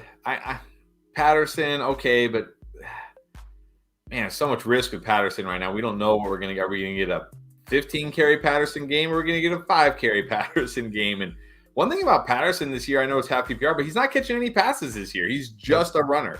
He's just a runner this year. That's it. So I'm going to go Sutton. That's what I was going to say. You really aren't getting that floor as we saw last week. with Cordero because he's almost touchdown or nothing. He's getting chunks of yards sometimes, but if he doesn't go off, he doesn't give you anything. So it is a good matchup, and I do kind of like Patterson this week, but I kind of like Sutton and feel a little bit better about Sutton, so I'll go Sutton. And then Figgy Smalls. All right, 12-man, half PPR. Trade Higgins and Robinson for Jamar Chase. Okay, well, let's read the context. He already has Jefferson and the Sun God and DJ Moore and some pretty good running backs. But DJ Moore is your third receiver. Look, if Chase doesn't come back for another 2-3 weeks, you're starting DJ Moore every week. I mean, I don't know. Yeah. So he's got Jefferson, St. Brown, and Higgins as wide receivers. That's really good. Got CMC, Dalvin Cook, and Etienne at running back. Like, I feel like you don't have to take the chance on this. Yeah. I'm fine with Higgins rest of the season. Remember, there was a while before the very last couple games where Chase went off, where Higgins was out producing Chase. And I know that what happened, but still, when he comes back, are we going to get 100% Jamar Chase? It really worries me. I'm keeping Higgins personally. Yeah, I think you can just keep Higgins here. You're stacked. Higgins is your wide receiver 3 or wide receiver 2. Yeah, you're good. I wouldn't take the risk. I would just hold Higgins. Yeah, your team is good enough. I don't think you need to do that. Ricky Rice, Evans, Hunt, Connor, or the Sun God. This is Dynasty. In Dynasty, it's got to be the Sun God. Has to be the Sun God. Like, he's way younger than these guys. Hunt, Connor. I mean, I kind of like Hunt in Dynasty because he's going to be a free agent next year, but he's going to be a 28-year-old free agent running back. Evan's going to be 30 next year. Got to be Sun God. Yeah, definitely the Sun God for sure. Players ball, Cordero Patterson or Tony. Is this what was his name? The player, that song? Outcast. What's that? Outcast. Yeah, Outcast. Got to be Tony. Got to be Tony. Like, way more upside than Patterson. Yeah, I mean, maybe if it was a non-PPR, maybe Patterson, but yeah, I'll go Tony too. All right, Rise Above Anything, always with us, and not just on the chat every Saturday, but I think he stays for the entire time, pretty much. Always active in the chat, helping out. Appreciate that. Would you pick up MVS to drop Jaylen Warren? No, I don't think so. Juju's probably going to be back next week or the week after. It's a concussion, right? It's not like he's dealing with a high ankle sprain. Tony's starting to get more involved. I don't know. MVS just does nothing for me. He's real life terrible. Yeah. At least Warren has a path if Najee were to go down. So I think I'd keep Warren. I mean, I would say only if you, again, have a couple of guys on bye and you need someone to throw in your flex at wide receiver this week.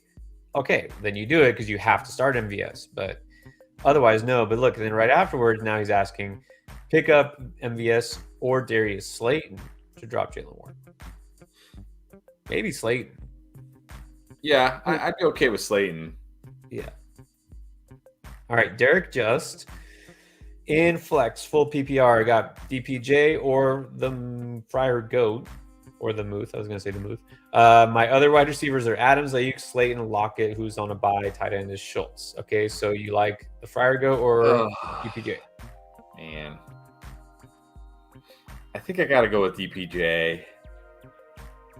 I know it's a tough matchup for him, but can I really start Freiermuth? I like Freiermuth as a tight end, but I don't know if I like Freiermuth as a flex. So I think I'm going to go with Peoples-Jones. Yeah, not a great matchup for Freiermuth this week. If it was a plus matchup, maybe, but it's not necessarily going to be a smash spot. So I'll go DPJ and hope he either gets a big target share, which, by the way, this is one thing that we've seen lately with Amari Cooper really struggling on the road. DPJ has been the number one receiver. He's getting more targets as a result. So I think he's okay, at least if those are your options. All right, what about Sam Weatherly? If Hollywood doesn't play, MVS or Latavius? I'll go MVS here and hope he hits on a big play. What are we expecting from Latavius Murray? that he falls in the end zone and you get your 8 PPR points or something, like, yeah, I'll just go with MVS. Yeah, definitely going to go with MVS in that choice. All right. Let's see. Robert Mitchell, thank you. Appreciate the question here. Nico Collins or Kenyon Drake in the flex. And the one I dropped, should I drop for White on waivers? Yes. Yes. I mean, if you're gonna drop one of these guys for White, I'd probably play Nico this week and drop Drake, because I don't really see the path for Drake, especially if you have Rashad White. Like, I don't think you're ever gonna play Drake over White. There's a path. Nico's been pretty good this year. He was one of those guys we were kind of high on before the season, like, second year breakout. And I'm not gonna say he's breaking out, but he's kind of sort of mini breaking out, I guess. I could see that increasing over the second half, especially with the Brandon Cooks stuff going on. I'd rather have Nico on my bench. Yeah, I'll go Nico. Pretty close between those guys, but I'll go Nico and then definitely drop somebody to get White if he's out there. And then Randy Cortez again traded Lamar and Waddle for Herbert and Diggs. Is that a win? I think so. I mean, you're getting... Like, I know we like Waddle, but I think we like Waddle as kind of like a top 10-ish wide receiver. Diggs is like probably gotta be top 2 now, at least. Well, now with Cup out, yeah. Yeah, top 2 now. And Herbert, look, talked about Herbert. He's getting his weapons back. His schedule is great rest of the season. He could be just as good as Lamar. Definitely think you won this. Yeah, you won this one. Again, Lamar, it's been tough because, again, he hasn't had any weapons with obviously Bateman out. Andrew's banged up, so I could definitely see Herbert being just as valuable, if not more, than Lamar, and Diggs over Waddle, definitely. So that is a win. Good job. All right, what about Nightlife? Sanders, Kirk for Jacobs. I'm assuming that's Christian Kirk. You got Diggs, AJB, Pierce. I mean, yeah, you definitely need the running back help. I like Pierce, but I don't know if I like Pierce as my every week RB1. So you're upgrading from Sanders to Jacobs. I'm assuming you don't. This is a league where you only play 2 wide receivers, so you don't really need Kirk. I would do this. I think it's a fair trade. It looks like it might be a win for both sides. Kirk is, a guy who has that ceiling, but very erratic in terms of production. So I don't think you'll necessarily miss him, and I would have Jacobs over Sanders. I think this is a fair trade. I think it's good for you, though. So, all right, what about Michael Kobus? Nico or Slayton? I'll go with Slayton here. Good matchup against the Lions. I like Nico, but Slayton against the Lions, I like that more. I'm going to go Slayton. I'm going Slayton. Definitely like him this week. John Stockman, Patterson or Robinson? I'll go with Robinson this week. Like, it's the Texans, and if Washington goes back to that run-heavy game script like they did last week against the Eagles, and he gets 20-plus carries, look, Robinson's been real-life terrible, but against the Texans, it might not matter. So I'm going to go Robinson. This might be the only or last time this season that I would do this, but yeah, you have to give him a shot against Houston. Houston's that bad against the run. Yeah. So I'll go Robinson, even though Patterson does have a pretty good matchup on paper too against that Bears run defense, but I'll go Robinson. And then we got 410 Braxton.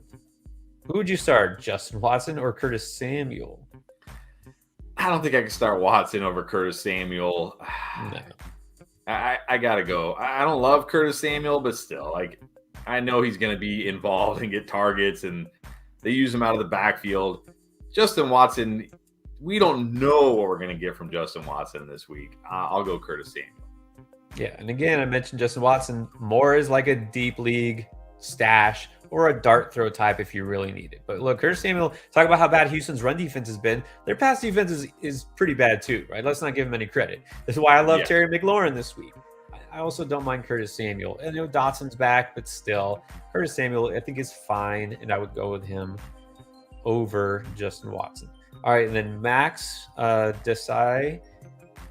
Tough week with buys and injuries, so we got to start 3. Cordero, Rondell Moore, Tony, Keenan, Hollywood, Pacheco. Need a wide receiver, running back, and a flex. Well, I'm going to say a wide receiver. I'm going Tony. Again, you can't wait around. I mean, like, what are you gonna do if Keenan and Marquise Brown, like if Keenan's ruled out, you're like, okay, I'll play Marquise Brown, and then if he's not playing, you have nobody because it's Monday night and you're done. You take the 0. So I think you got to go Tony. He's got upside anyways this week. I think you got to go Tony just because of the uncertainty of the other two. At running back, I'm going Pacheco. I do like Patterson this week. It feels like I'm picking against Patterson a lot, but it's because people have better options. And look, we don't know Patterson's usage. Like, it's just too uncertain. So I'm going to go Pacheco.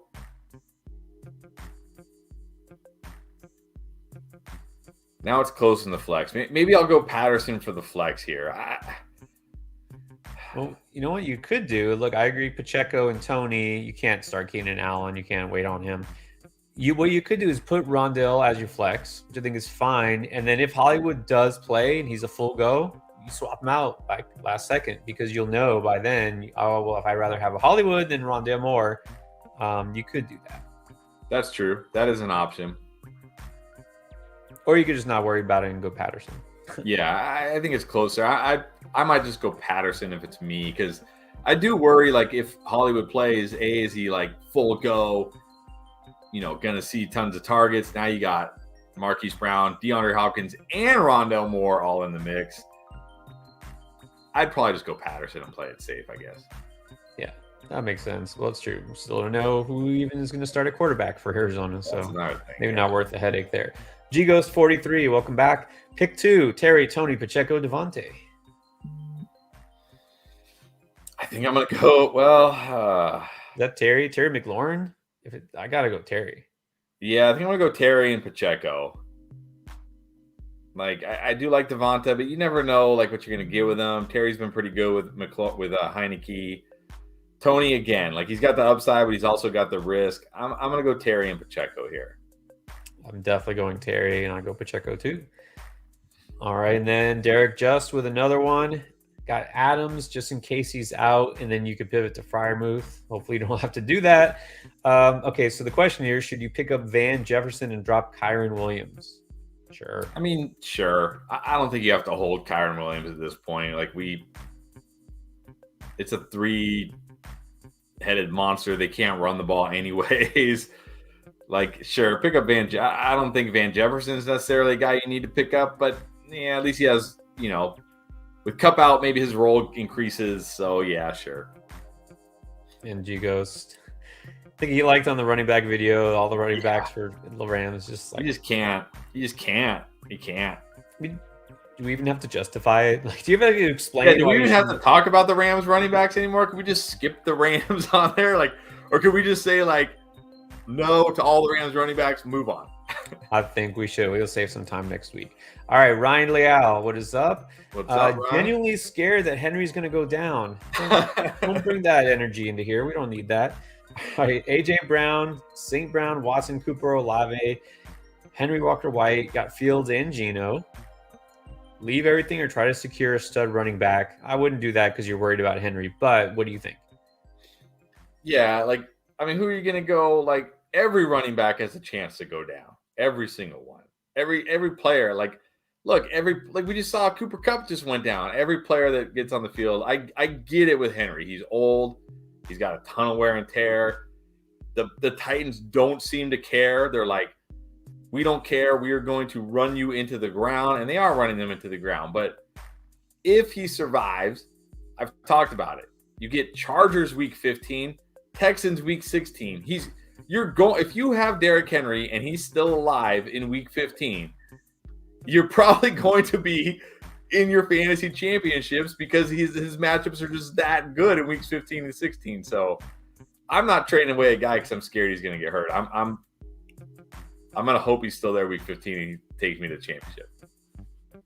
And I don't feel like you have anybody there, wide receiver, that you can say, this is a very clear, sell high and I'm still great. Yeah. I wouldn't do it. So I think you're good. Don't worry about making a deal just to get, just for that. Look, White would be very much startable down the stretch as well. So I don't want to trade St. Brown for sure. I don't want to trade AJ Brown. Cooper, Maybe, but what's his value right now, especially after this week? I don't think it'll be anything great. So, The Ryan, only one I would say is Watson, because he's got a ton of value right now. Well, yeah, that's true. Watson has 7 catches over the last 2 games and 5 touchdowns. Like, do we think that's sustainable? Because I don't think that's sustainable. and people are viewing Watson as like, oh my God, league winner. You know what I mean? So if you could trade Watson and get like, if somebody has Dameon Pierce just sitting on their bench because they're stacked at running back, again, another guy, I would definitely do something like that with Watson, because I feel like Watson right now is a little overvalued based on his production lately. That's true. That's true. You don't have to start Watson with those other 2 guys. Big Dog Pound. What's Welcome up? back.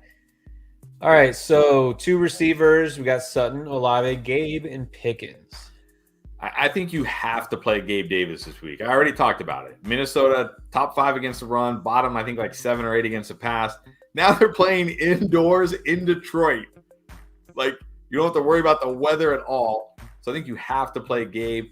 And then I'm going Sutton over Olave. I mean, both Sutton and Olave are kind of the same guy right now, right? They're like high floor, low ceiling guys, and Sutton has a better matchup. So I'm going Gabe and Sutton. Yeah, again, we've talked about Pickens, just desperation flex kind of at this point. Olave really should have more value, but this offense looks terrible. Sutton's got the matchup. This week I'll go Sutton, and I feel like, yeah, Gabe is the obvious one here. Always has upside. Precision building. Welcome back. Oh. Half PPR. Need 1 flex and 1 receiver. Foreman, Pacheco, Campbell, and Tony. Well, I'll definitely put Tony in at wide receiver. And then I'm going Pacheco at the flex. There we go. We already know what we have this week. A lot of Pacheco and Tony. That's okay. I got it right. I put Tony on the thumbnail. I'm like, we're gonna get a ton of Tony questions. I got it right. You did it. Yep. All right. Big Dog Pound with another one. Dameon Pierce or Brian Robinson? I think we kind of had this before. Yeah, I still got to go Dameon Pierce. I know Brian Robinson is against the Texans, but he's still Brian Robinson. I mean, the guy needed 26 carries to get like 80 something yards last week. It's like he's not, even against the Texans, I don't expect him to have like 150 yards rushing or anything crazy like that. Pierce has looked good. We know the volume will be there. I got to go Pierce still. Going Pierce again. Great matchup for Robinson, but you got to go with a guy who's on a slightly better team with more talent. And then Chris wants to know, we got 1 wide receiver, 1 tight end, 2 running backs. Gabe, Curtis Samuel, Drake, Pollard, Gus, Brian Robinson, Cordero Patterson, and then Moreau or Juwan Johnson. Okay. Well, wide receiver, definitely Gabe Davis. Talked about him just a second ago. Indoors against a bad secondary, you've got to play Gabe Davis this week. Yeah, Gabe, and then we need 2 running backs. I think I'm going to go Patterson, and I think I got to go Brian Robinson. It's close. Yeah, between him or Pollard. Yeah, that's what I was debating on. But I am a little nervous. Like I said, I'm a little nervous for Pollard. Vikings good against the run, bad against the pass. Zeke there to vulture touchdowns now and vulture carries. I think I'll go Robinson, barely over Pollard. Yep. And then Moreau or Johnson? Probably Johnson this week. At least we know he could. Well, Moreau scored last week too, though, but it's not a good matchup for Moreau.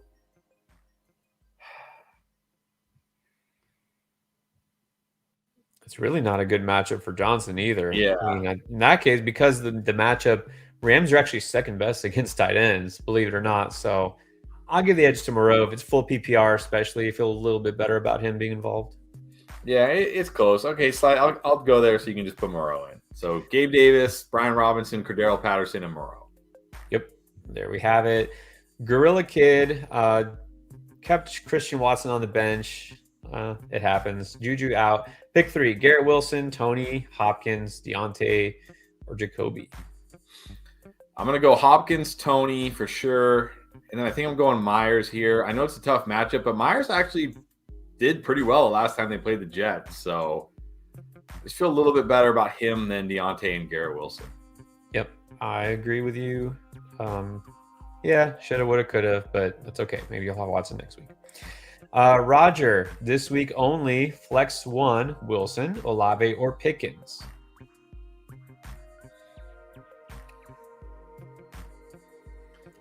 I think I got to go Olave.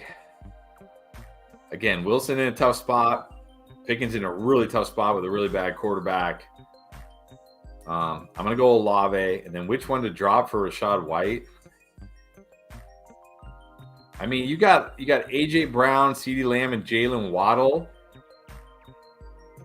I think I dropped Wilson. I don't know. Maybe pick. Who are you dropping for Rashad White? I mean, I kind of want to say Pickens because of Kenny Pickett, but man, that schedule gets so good. Like, what if he starts smashing somehow? I know Wilson's been. I don't know. I probably drop Pickens actually. Drop Pickens. Yeah, it's close. Both very similar. I'll drop Pickens though.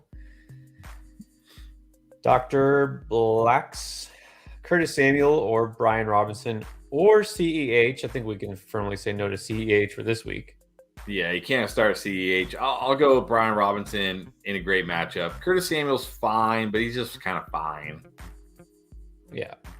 Take a shot on Brian Robinson if you feel like they should go with a run-heavy script again, because they can. And then Caden GB, 12-man PPR, got the Sun God, Keenan, Myers, Ayuk, Deontay, Tony, Wilson, Curtis, and A-Rob. So he needs 4 of these.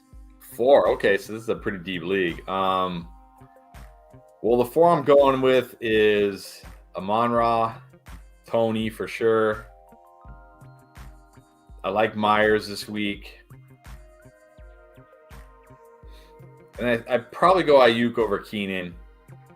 That way I don't have to Ayuk's been pretty involved. That way you don't have to worry about Keenan, I know they play Sunday night, so you'll know at least you'll know if Keenan is playing, but you don't want to risk Keenan limping off the field in the second quarter.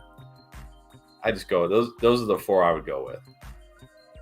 When you have to go Amon-Ra, I'm pretty firmly go Ayuk. He's been really good. Tony, again, go Tony. And then the 4th one is tough. Look, maybe Allen Robinson does come through and have a decent game, and it's not a terrible matchup. I don't know if I want to find out. You got decent options. I'll go Myers. I feel like he's got the highest floor out of those options. I can't. Yeah, I mean, and the last time they played the Jets, going back to Myers, which is week 8, so it wasn't like early in the season. Like the Jets defense was good. He had 9 catches, 60 yards, and a touchdown. So, right. So don't be too scared. All right. So Lucius Vorenis, would you trade Justin Fields for Mark Andrews? My current QB is Hurts. My title. I don't even care who your QB is. I do that trade and I go stream QB if I have to. But you have Jalen Hurts. It's a must. It's a must. Yes. Yeah. Definitely do that. That's nice. Picked up Fields off the wire a few weeks ago, and you're 9-1. Yeah, do that right now. Yes, right now. All right. Still catching up, guys. So bear with us. I know some y'all are saying, the super chat. Trust me, we're getting there. We have a lot, as you can see. We're catching up. So let's keep going. Brandon Malone, J. Will, Sutton, Tony in PPR. Are we only picking one of those guys? I guess so. Tony or Sutton, really? Yeah, not Jamal. It's not a good matchup for him. What has he really done? He scores a touchdown, and that's all he really does. This comes down to ceiling versus floor, right? Do you want the upside of Tony or do you want the floor of Sutton? It's I don't want to risk saying, yeah, Sutton, and then he just gives you 10 points, because, really, on paper, smash spot. It should be great for him. And he's been okay. He hasn't been bad. Tony, again, we don't want to get carried away thinking, he's going to have 200 yards just because Juju's out. Not necessarily. I'm going to go Sutton in this case, I think. Yeah, if it was my team, I probably would, but man. It's close. I could see Tony having another big game, and it's hard for me to bench big games, potential big games, so. I don't know. I think I would go Tony, honestly. All right. I just worry, like, yeah, Tony might get you like 5, but he might get you like 25. And I just don't see how Sutton gets you 25 in this offense. He just can't. He just can't do it in this offense. Maybe it comes down to, your matchup, how good you feel about your chances this week. You have a lot of guys on bye. Maybe you need that upside. The other team does. Who knows? And I'm not talking projections. Guys, those projected points from like Yahoo or ESPN, like don't even pay attention to that. Yeah. Just don't. Okay. Oh, wait. We have a trade question here.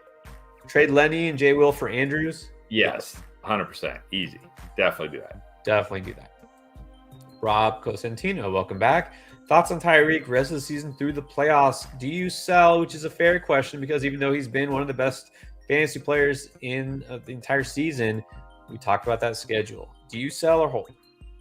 I mean, I sell, but like, I don't know if you watched my wide receiver buy low video this week. I actually talked about this exact scenario. The guy I would be targeting is you got to be getting like the guy I mentioned in it. Well, like the buy low was Devontae Adams because he has a pretty good playoff. Like it's weird. None of the top wide receivers like Diggs, Jefferson, Tyreek, even Adams have like great playoff schedules, but Adams has the best playoff schedule. And I think rest of the season they're going to be pretty close, Tyreek and Adams. So if you could flip Tyreek for Adams right now, that's what I'd be looking to do. But I'm not selling Tyreek, for somebody a lower tier down just because I'm scared of that playoff match. And look, we just saw it this week. Maybe he won't even have to play in Buffalo. Maybe they'll move that game and he'll get to play in Detroit in a dome and like he'll end up going for like 35 against the Bills because it's in a dome and he can just run wild all over the place on turf. So yeah, I'm selling, but only if I'm selling for like a real, like I said, like a top one of the like Jefferson, Diggs, or Adams. That's it. I mean, I'm not selling because even in those tough games, look, let's not forget Miami beat Buffalo, and Hill has been a guy who's going to get targeted no matter what the matchup is. Like, unless they're really just cruising and with a big lead and they don't have to pass. But if the matchups are tough, that's not going to happen. So if anything, Hill might have just as big a game. So the only reason I could think of trading Hill is if you're getting another running back, like you really need a running back. If you can get a stud running back plus maybe a receiver that's startable, if that's your strength. But otherwise, got no reason. All right, Lion or Leon. Tony, Sutton, Jay Williams, Sutton twice. All right. Well, if Sutton's on there twice. It's like the question we just had. Like I'm going Tony. I like Sutton this week. I think Sutton's going to be good this week, but that's the problem. In this offense, Sutton can only be good because he can't be great in this offense because it's just so bad.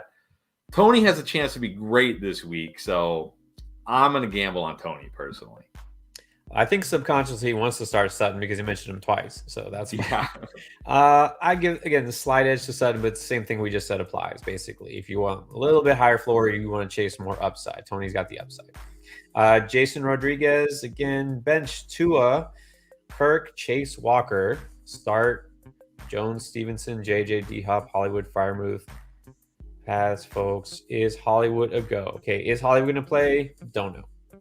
Well, this is the problem because he's technically still on IR. They don't have to list him on the injury report. So it's going to be a kind of thing where like you're not going to know until Monday when they either do or do not activate him. So you can't really wait around till Monday because if he doesn't play, what are you going to do? Like, you don't have any other. It's Monday. There's no other games. You can't be like, well, let's go. But no, it's Monday. There's no more games. Is it? So, yeah, I think, I would bench Hollywood if I can. I mean, if you're saying that that's all you have on the bench, then I don't know who you put in instead of Hollywood. That's right. Is that what I'm saying? Well, yeah, because these guys are all on bye. So I guess you better hope Hollywood plays. And then asking claim Kittle for the Friar. When you say claim Kittle, like he's on waivers? Yeah, I would drop Freiermuth for Kittle. Yes. Not sure why he would be claimable, but I guess you never know, right? Rage drop after last week. Crystal VB. Need 2 RBs and a flex. Currently have Mixon, Stevenson, Patterson, Williams, Mitchell, Komet. All right, so 2 running backs. Gotta be Mixon and Stevenson.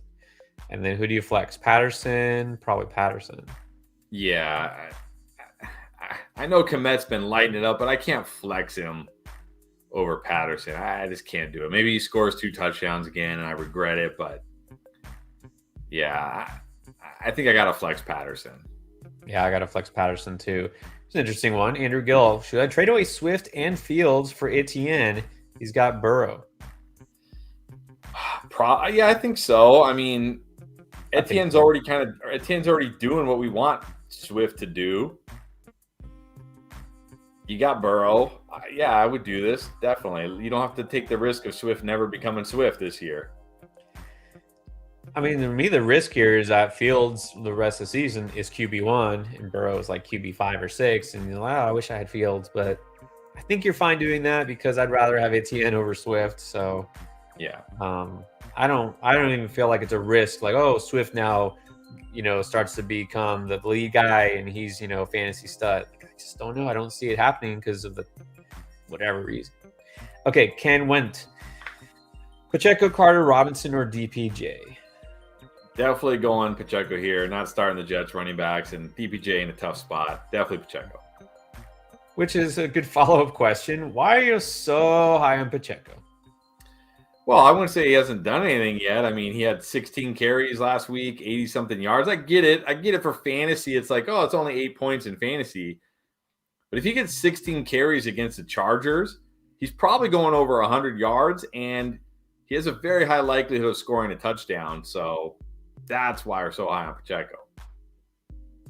Right. I mean, look, we got a lot of Pacheco questions so far over the past, couple hours, and we're saying Pacheco a lot, but that's because the other, people in consideration with him, he has more upside. I mean, if you're asking, Pacheco or Jonathan Taylor, we're not saying Pacheco, right?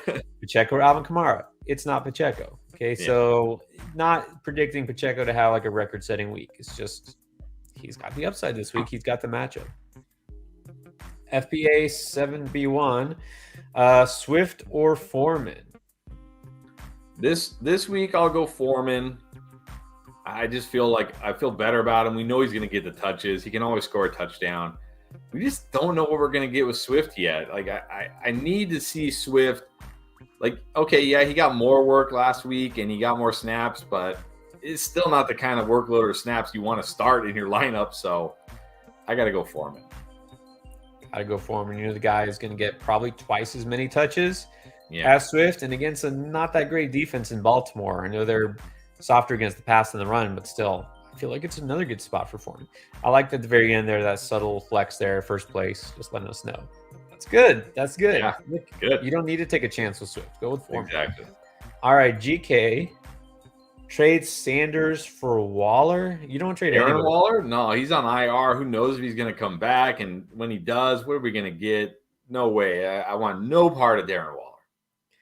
And look, he's saying got Everett, Njoku, and Dulcich. Like, all those guys are startable at some point. Yeah. And I would rather have Njoku rest of the season than Waller. Honestly, I'd probably rather have Everett and then Dulcich over Waller rest of the season. Yeah. Keep Sanders. Yeah, don't trade for Waller, like, at all. I wouldn't even trade a defense for him. The Black Jesus has returned. Welcome back. Full PPR flex, Rondell Moore, Paris Campbell, or Keenan Allen. So this is one of those where I would say, in this case, wait and see on Keenan Allen. If it sounds like he's going to go and be a full go, not like oh, he tested it out and oh, maybe he will, maybe he won't. If it sounds like he'll be a full go, then I would go Keenan Allen because it is a great matchup against the Chiefs. The luxury you have here is if it sounds like iffy or if they rule him out, you can just pivot to Rondell Moore on Monday night and you'll probably be fine. Paris Campbell, I don't think Paris Campbell is going to badly outscore either of these guys if he even outscores them. So I would just wait to see how it is with Keenan. If he looks like he's a full go, no limitations, sounds like everything sounds positive, which might not. It's Keenan Allen. I'd play Keenan. If it sounds iffy for Keenan, just pivot to Rondo Moore on Monday night. Yeah, I'm probably just keeping Moore in my lineup. And look, if you want to make that switch because you just feel good about Keenan Allen, go for it. But I don't have Keenan Allen anywhere. But man, just so much risk there. So probably Rondale. A lot of questions here, of course. We don't know who's playing in Arizona or for the Chargers, but yeah, Campbell would be the last choice there. And Tristan, I know what I love about Tristan. He plays Dynasty, plays IDP, plays baseball. He's all over the place. All right, so in Dynasty, here's a really interesting question. Javonte Williams or Jamal Williams? I mean, definitely Javonte Williams. He's younger. I know next year might be a struggle for Javonte coming first year off ACL. Like we saw last year with Saquon Barkley. Now Saquon Barkley looks like Saquon Barkley again. You got to give these guys a year, but still, he's going to be what? 24, 25, fully healthy off of ACL. Jamal Williams, nah, definitely Javonte's side. I mean, you're playing the long game with Javonte. I think it's worth it because Jamal Williams, seen his, I mean, I think realistically what we're seeing this year is kind of his ceiling. I mean, he's never been a guy who was just a clear RB1, a stud. And if Swift is even somewhat fully healthy, supposedly he's healthy now, but I don't know what the deal is. But Swift at some point, he's got to be more involved. So, yeah, I'd just take the chance on Javonte. I'd say, I don't know which side you were, but I guess the Javonte side wins. And then Derek just with another one wants to know, instead of playing Freiermuth, if Adams doesn't play, do I pick up Mac Hollins? No, not this week. Yeah. I mean, I get it because, okay, if Adams doesn't play, he's the number one receiver. But let's remember, Denver's defense allows the fewest fantasy points to wide receivers in the entire league. It might just be that nobody scores for the Raiders. In this case, I'd go somewhere else. Yeah. I'd play Freiermuth over Mac Hollins, honestly. Yeah. Trone Force traded Tony Mitchell for Godwin Kmet. What do you think? I think it's okay. I mean, if you needed a tight end, Mitchell, just a handcuff. I know a lot of people think like he's going to be like a starting, like every week starting 50-50 share. He didn't really start getting work until later in that game. I still think it's going to be mostly CMC. Tony and Godwin could be close if Tony like actually does develop into a role, but other than when Juju is out. But if you need a tight end, I think it's a good deal for you. Yeah, that's another thing you have to realize. Like, we're high on Tony this week, but that's because Juju's out. Juju should almost surely be back next week, so not get too carried away. I like the Godwin for sure. This is Xavi. Mike Williams or Amari Cooper this week, assuming Williams plays. I'll definitely go Mike Williams here. I mean, both kind of boom bust guys. One's on the road where he never booms. The other one's playing the Chiefs where he should boom. I'm going to go Mike Williams. I'm definitely going Mike Williams, assuming he plays. An interesting question. Vincent Mobley, who's the wide receiver to have since Kupp is out, meaning the Rams wide receiver? The answer is nobody if you can help it, but I mean, realistically. I mean, you think it should be Allen Robinson, but would anybody really be surprised if like Ben Skoranek had 10 targets, if he had like no. If Ben Skoranek had like 7 catches for 45 yards this week and Allen Robinson had like 4 for 40? Like, would that really shock anybody at this point? It's Allen Robinson, I guess. I mean, it has to be him. So yeah, and I think the answer is nobody, but yeah. Yeah, I can just see this offense just somehow being worse. It's going to be. What's up, Michael? Michael Fawcett always here. Have Pittman and Cooper in at wide receiver with Tony and Ayuk on the bench. I don't know. I might flip that.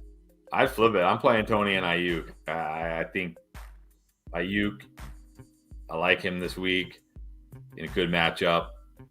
Tony, I mean, Tony and Cooper both boom bust. And again, Cooper has not boomed on the road this year. I'll gamble with Tony. I'll go Tony and Ayuk.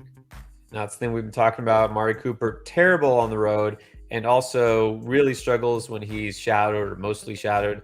Going against the Bills this week. Okay, so on the road against Buffalo, I'm not going to start Cooper if I don't have to. And like Tony this week, Ayuk's been pretty solid and consistent. Pittman also a terrible matchup. So go Tony and Ayuk. Pedro Domingos. Hurts, JT, Mixon, Jefferson, Nuck, AJ Brown, Kelsey, and Prescott. How could you improve? I'm gonna say, well, trade Dak Prescott. I mean, he's been Oh, good. does it say Superflex? It says Superflex. Oh, then no. Then just roll what you got. How'd you get Hurts and Dak Prescott in Superflex and JT and AJ Brown and Mixon? How'd you do that? And Kelsey. Roll what you got, man. This has got to be one of the best teams in your league, if not the best team. You're stacked for a Superflex team. And you got Kelsey. What? Yeah, I know. There's like how. I mean, I don't know. Yeah. There's no way. There's no need to improve. There's no way to improve. I don't even know what you could do to improve. No, you're good. Just roll with this team to the championship. Yeah, you're good. Trone Force with another one. Wide receiver, running back, flex. We got Cooper, Pickens, Slayton, Damian Harris, and Chuba. Well, I mean, at running back, I think you got to go Damian Harris. Can't play Chuba. No. Barely got any snaps. Barely did anything. Looks like it's all Foreman there. At wide receiver, I'll go I'll go Slayton. Like that matchup.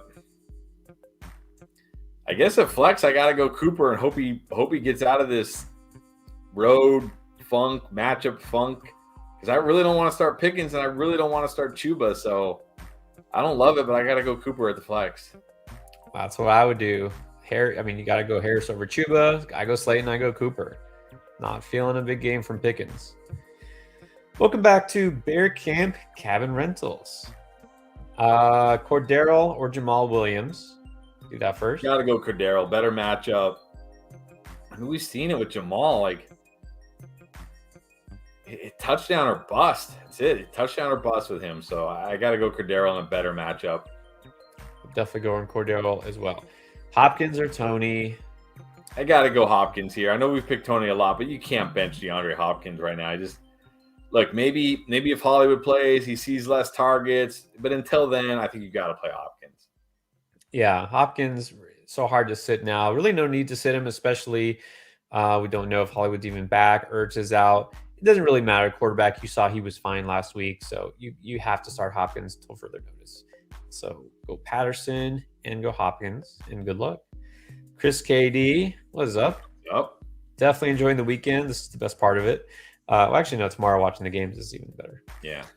Mike Williams or Pacheco? Oh, this is a nice problem to have because they play in the same game. So, you'll know if Mike Williams is playing or not.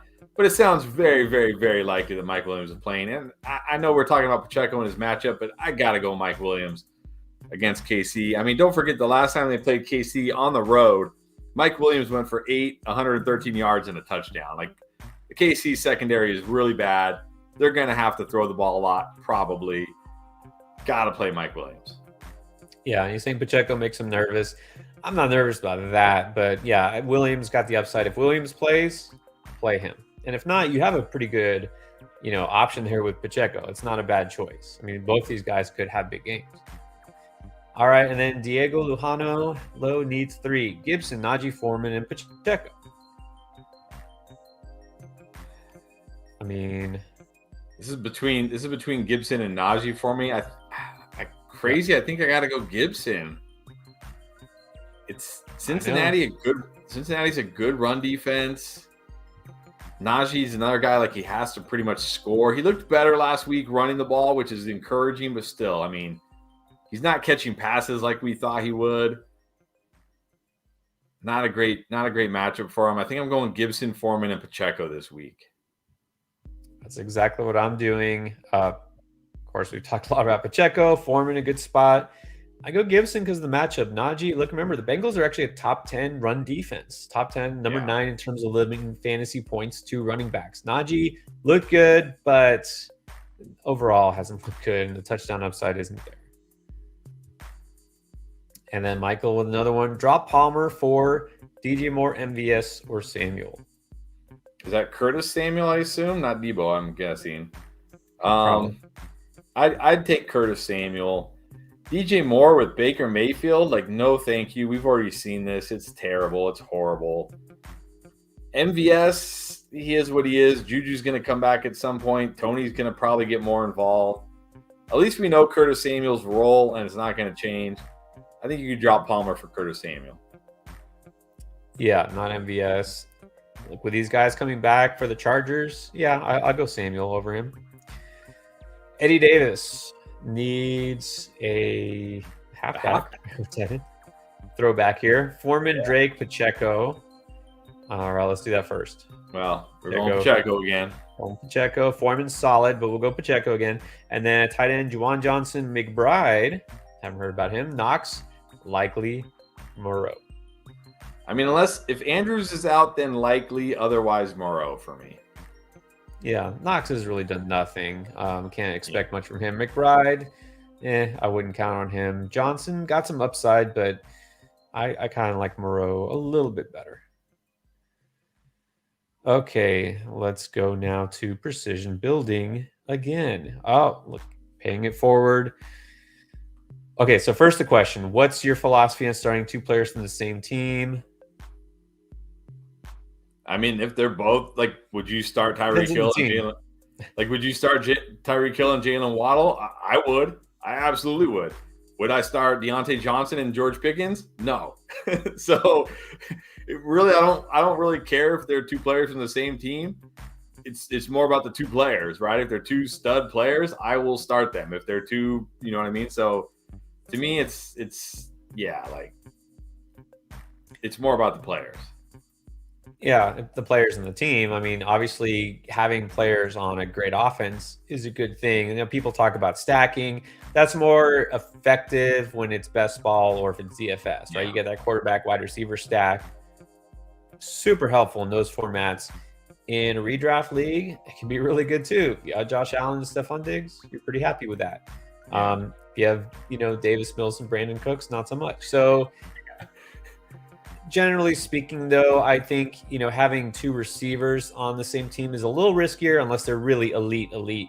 It's got to be elite players. Having a running back and a wide receiver from the same team, it's not the ideal situation because usually they don't both thrive unless it's really an elite offense. But generally speaking, look, I just look at who's going to score the most points, like whether on the same team or not, so I don't worry about that.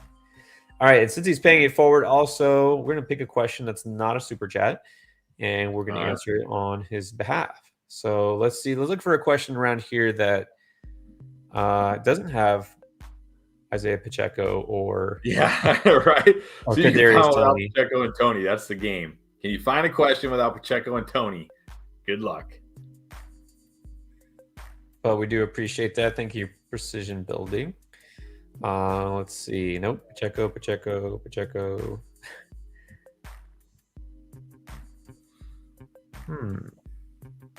Here's an interesting trade question. How about this one? Do you flex me or you? Are you asking? I mean, I know you can flex. If you're talking about who can flex, it's definitely you. Chris is a trainer, so that's definitely helpful. All right, how about this one I found this one from 10 minutes after we started. It has no Tony. It has no Pacheco. Medusa Busamusa. We started Amari Cooper or Chris Olave. Cooper or Olave? I'll go Olave this week because I'm scared of Cooper, honestly. I'll go Olave. At least he can do something. I agree. Here's another one, a more recent one. Andres Visalia. Would you trade Rondale Moore and Pollard for Jalen Waddle? Yes, definitely. Definitely would do that. I know you got to be a little nervous about that playoff schedule, like we said, but still, like Rondale Moore, he's fine, especially with Hollywood coming back. That's going to hurt him. Pollard with Zeke, it sucks, but it is what it is. With Zeke there, it's going to hurt Pollard. So, yes, I would definitely do that. Yeah, definitely getting a stutter receiver. Pollard, good time to sell him. Rondale, also good time to trade because Marquise Brown coming back. So, all right, let's get back to the super chats. We're still catching up. Mr. Toucher 007. I like that. 4-6, definitely need a W. Okay, so QB Lamar or Dak. I feel like I might go Dak this week. I mean, It's a good spot against Minnesota. They're really bad against the pass, much better against the run. Lamar doesn't have any. Lamar's missing a lot of weapons. He's questionable. Andrews is questionable. I think I go Dak this week. Dak's been fantasy good since he's been back. And I think that continues this week. Yeah, and it does say, look, I'm reading this here, and it says that he has been questionable with an illness, like he actually had an illness. So that's not going to keep him out. It's not a huge factor, but look, between the two, I'll go Dak. And then wide receiver pick 2, we got AJ Brown. You got to start AJ Brown.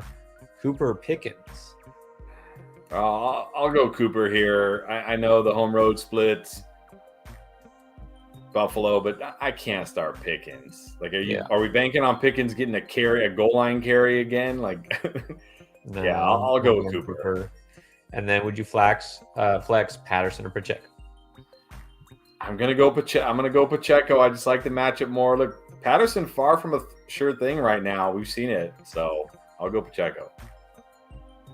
Yeah, I'll go Pacheco too. Gotta stick with it. All right, Eddie Davis, another one. Okay, thoughts. You got Jones, Watson, Chubb, Foreman, Drake, Pacheco, Rashad White, JJ, St. Brown, DJ Moore, Rondell Moore, Marquise Brown, Watson, and Juwan Johnson. Lost a lot of guys to injury. I'm feeling you. Okay, so thoughts on the team. Yeah, you'll be glad when Deshaun Watson comes back. I mean, this is a fine week. If you're rolling with Daniel Jones as your starter, then this week is okay. But what do you think overall? I think overall this team should be okay. You got Chubb. Between like Foreman, Pacheco, and Rashad White, you should be able to put together a solid RB2 every week. You got JJ and St. Brown. That's great. You got Marquise Brown potentially coming back this week. So that's good. You got Christian Watson. I'm telling everybody, if they can, trade Christian Watson right now, because again, he hasn't had more than 4 catches in a game this year. He's only gone over 50 yards once in a game this year. He's got 5 touchdowns on his last 7 catches. I mean, unless you think the guy's going to score a touchdown every other catch for the rest of the season, this is the time to trade Watson if you can. So if you could trade Watson and get like a Dameon Pierce, shore up that RB2 spot, I would do it. Yeah, I mean that's really tough losing not just Hall but Javonte also. You did the right thing, and this is why I always say playing the waivers. That's how you win. Look, you got Rashad White, Pacheco, and Foreman and Drake. All these guys were waiver pickups for you. I'm assuming, especially Foreman. You got a guy you can roll out pretty much every week in Foreman. And now Pacheco is a strong. So this is how you do it, guys. You have to be active. But I think you'll be fine. Those running backs are at least playable. You can't really expect too much more. And those wide receivers should be able to carry you, especially when Brown comes back. So I think you're pretty good. Then Joe just came by to say what's up. We'll see you tomorrow. Joe, one of our patrons, which, by the way, patreon.com/fantasyfootballendgame. What Joe's talking about is on Sunday morning, 2 hours before kickoff, we have a Zoom meeting with just our patrons. We answer start-sit questions for all their leagues, any league that they want questions answered on.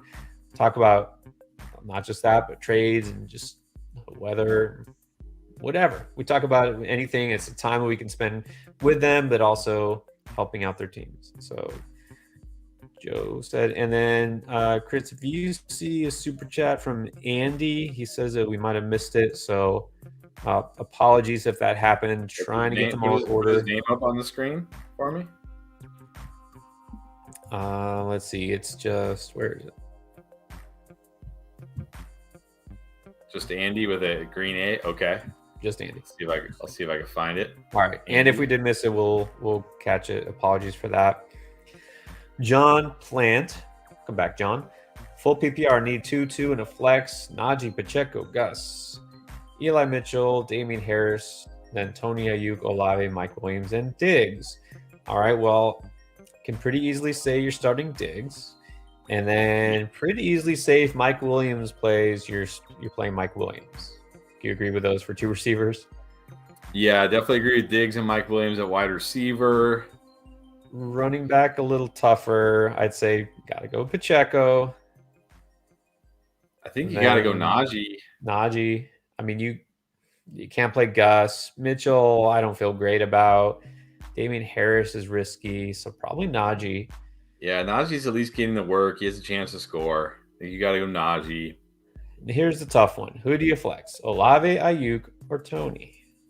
I'm going to flex Tony. Maybe I'm too high on Tony this week, but man, he's in such a great spot. That's such a huge ceiling. Olave, like, okay, yeah, he's more like a floor player right now. Ayuk, I do like Ayuk this week, but again, like I don't know. I feel like it's Kittle week, so I'm gonna go with Tony. In this case, I'm going to go Ayuk. I feel pretty good about him. He's got a consistent target share. He's scoring. I think he's fine in this matchup, so I'll give the edge to Ayuk. But I don't blame you if you go Tony. And then Chavi once again. Mike Williams, Sutton, Gabe, Cooper, James Conner, one receiver and one flex. Again, I feel like if Mike Williams plays, it's got to be Mike Williams. Yeah, I'm going to go Mike Williams and Gabe Davis, actually. I'm going to go with the two ceiling guys and hope one or both of them hit. Both in great spots to hit. I do like Sutton, but he's more like a floor play. James Conner, touchdown or bust. Cooper, not in a good spot. I like Mike Williams and Gabe Davis. Yep, I agree. Mike Williams plays. And then if he doesn't, probably Sutton. Yeah, I'll go Sutton. And I guess if you don't want to risk it, because again, Mike Williams does play Sunday night. And if you don't want to risk it, I mean, worst case, you could pivot to James Conner because he plays Monday night. So if you want to risk it and then just pivot to Conner, I guess that's fine. But if not, then yeah, Sutton would be my choice. And then here's Andy's. Here is Andy's. Okay.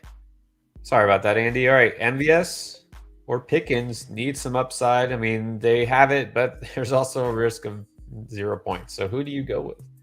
Yeah, like I've been saying, if I'm going to take a risky play, I'm going to take the risky play attached to the arm of Patrick Mahomes, not the one attached to the arm of Kenny Pickett, plus the one attached to the arm of Kenny Pickett in a really tough matchup. I'm going to go with MVS.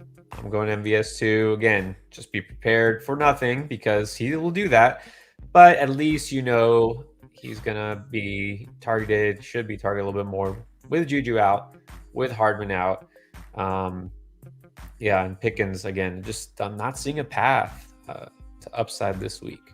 So there you go. And then Tyler Neville, two receivers, Keenan, Deontay, Samuel, or pick up Carter. Guessing since you're talking receiver, you mean DeAndre Carter. I don't think you can pick up DeAndre Carter this week. No. Man. This is tough because I don't really want to play Deontay Johnson. Yeah. But if you don't and Keenan Allen doesn't play, then what, you are going to pick up DeAndre Carter? Yeah, I guess you have to. I mean, and this is a case where I might say, look, take a chance on Keenan Allen, and if he doesn't play, then you pull the plug. And I don't want to start Deontay Johnson either because we just talked about Pickens doing nothing. Deontay has done less. So Curtis Samuel for sure. I would say keep Keenan in, and then if you have to switch out, if you can switch out in time, do Deontay Johnson. And if you just can't or don't know, then I guess desperation start DeAndre Carter. Yeah, I mean, at least you'll know because he's on the Chargers like Keenan. So I guess, yeah, just hope Keenan plays. Curtis and Keenan, or Curtis and DeAndre Carter, I guess. All right, another one from Chavi. Waddle and AJ Brown for Diggs.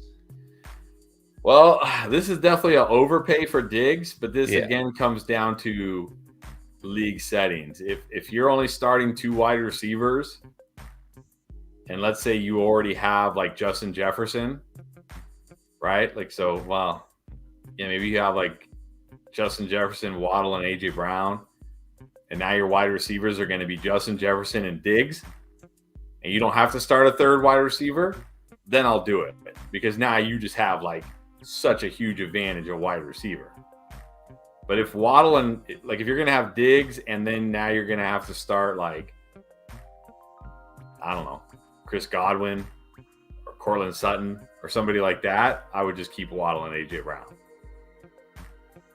I'm keeping Waddle and AJ Brown. I mean, I get Diggs. He's just a monster. So you're talking about two basically top 10 receivers, at least top 10 upside. I get that they're inconsistent. I mean, who isn't? It's football. So Nah, to me that's too much. I would keep those two guys. Leon, Tony, of course, Sutton, of course, or Foreman, full PPR. I'm going Tony. I like Tony. Sutton. I like Sutton and Foreman, but I just feel like they're just floor plays this week, which is fine. I want that upside of Tony. I'm going Tony. Right. Same answer. Tony's got more upside. Sutton a little safer. Foreman, since it's full PPR, I feel like you can sit him in this case. By the way, Chris, you can tell we have made it now because this is not just one or two, but three. I think 3 bots I've had to block since we've been on. When bots start spamming the chat, you know you've arrived. All right. Michael Kobus, again, thank you. We appreciate that. Thank you. So here we go. Dynasty question. A little of the dynasty question. Half Nice. PPR 12 team. Trade deadline this week. So I'm guessing you mean like in 12 hours. Drafted to be a menace in 2 or 3 seasons. Should I trade Russ and picks for Fields or wait to use my horde of picks? Got Lance on IR, 2 first-round picks, 4 seconds, and 2/3. What do you think? I'm holding those picks. I assume this is a 1 QB league since you have Lance and Russ on Lance on IR and Russ. I'm assuming it's a 1 QB league. And if that's the case, I'll just gamble on Lance being good next year. 2 first, 4 seconds in next year's draft. You can replace. You can get a QB next year. You can get running backs, wide receivers. You should come out of that draft just looking great. So, I mean, it depends on the pick you're giving up for Fields. If you can get Russ plus like a 3rd for Fields, sure. But I don't think anybody's going to. Russ has been so bad. I doubt you're going to be able to do that.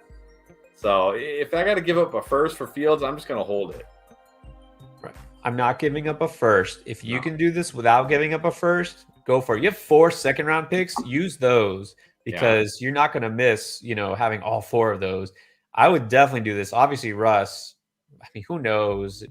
Next year, who beyond. I definitely Fields looks like he could be a stud.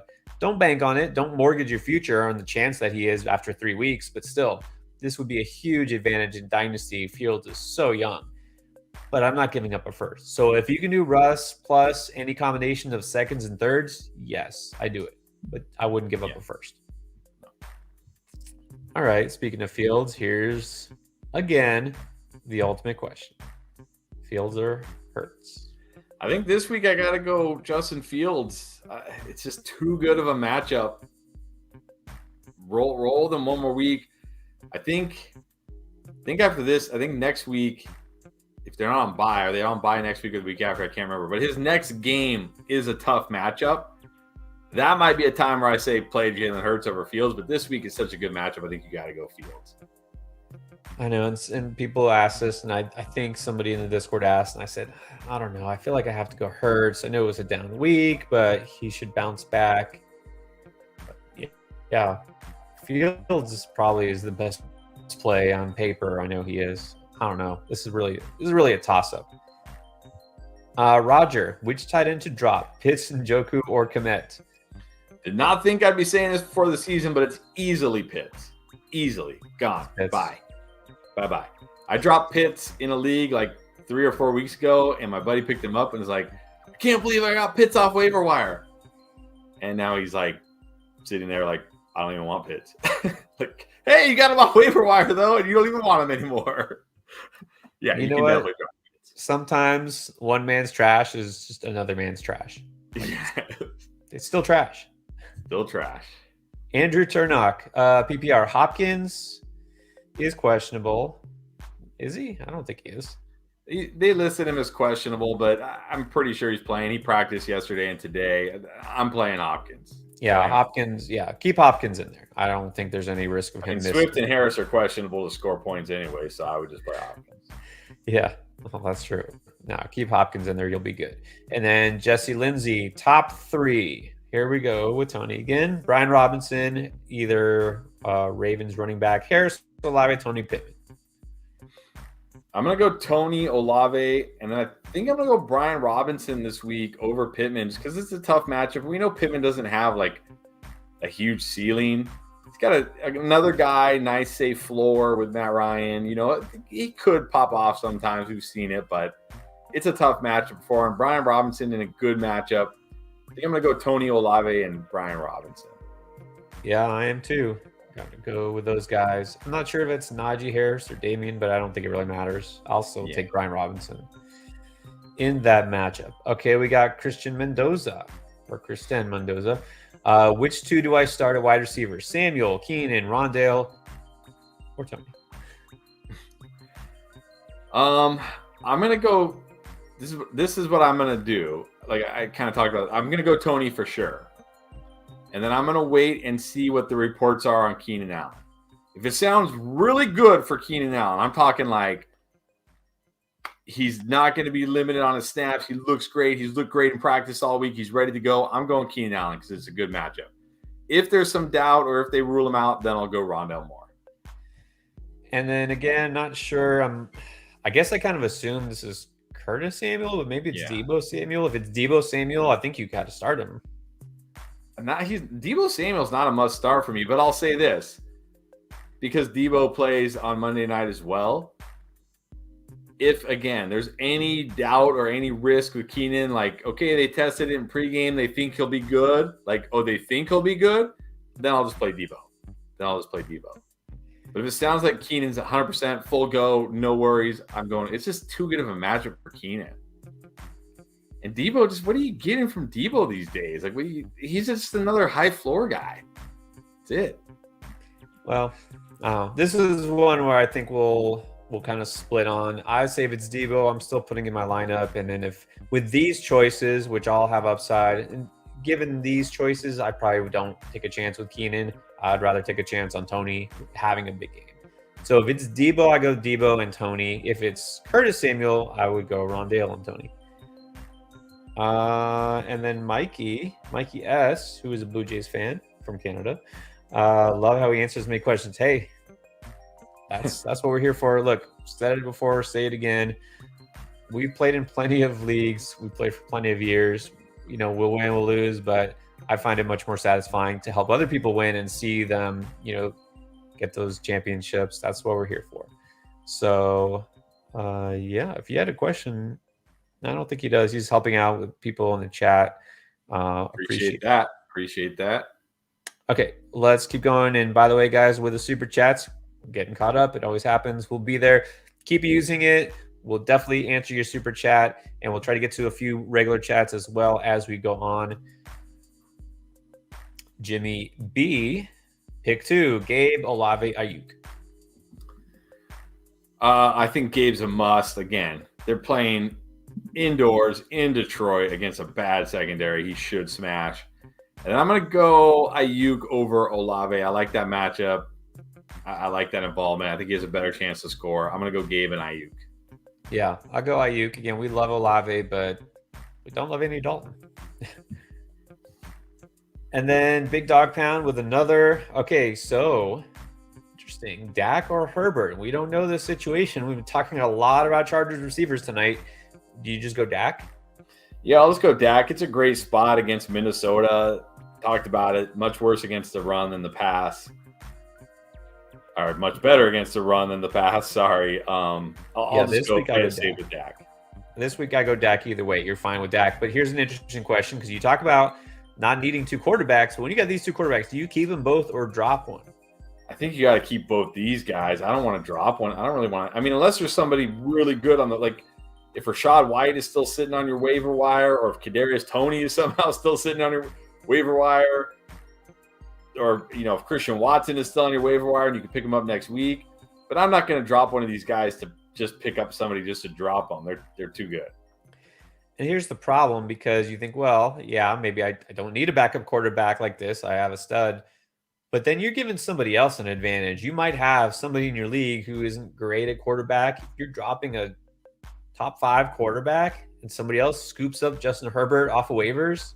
Yeah. You don't want to help out your opponents. I don't know when your trade deadline is. If you can trade one, obviously that would be a smart thing to do after tomorrow.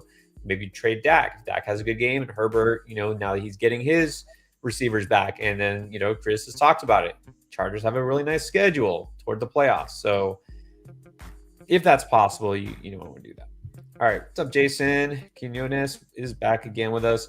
Wide receivers are JJ, Hopkins, Metcalf, got Kittle and Schultz. Would you trade away Schultz for Hollywood? I would. Yeah. You got Kittle. You're good there. Hollywood's a big upgrade. I definitely would do this. Not starting both. If you can trade away a bench piece basically for a guy who could be a starter, do it. And I'm not worried about having Hopkins already. It's fine. They're both going to have value. All right, and we're on to Vaibhav Mutathi. James Conner or Brian Robinson? I think this week I got to go Brian Robinson. Most weeks it's going to be James Conner. But again, Brian Robinson is just such a good spot this week. I think they're just going to try to run it a ton again because the Texans can't stop the run. They can't. Like, we saw it with the Titans a couple weeks ago, right? Derrick Henry went over 200 yards. We saw it last week with the Giants. They just ran like Saquon Barkley 30-something carries. We just saw Washington use this game plan against the Eagles, and it worked. Why wouldn't they use it again against the Texans? I think Robinson gets 20-plus carries in this game, and against the Texans, that should be enough. I'm going Robinson. I mean, again, you would think it might be Conner based on what we've seen, but it's not just that Brian Robinson has such a great matchup. It's also that James Conner has such a tough matchup. The 49ers have allowed the second fewest fantasy points to running backs this season. Really tough to put up big numbers against the 49ers. And we know Conner is somewhat touchdown dependent. So I think you got to go B-Rob. You got to trust the numbers here. All right, we're on to Blair Davis. Welcome back, Blair. Blair always with us on Saturday evenings. So rate this team.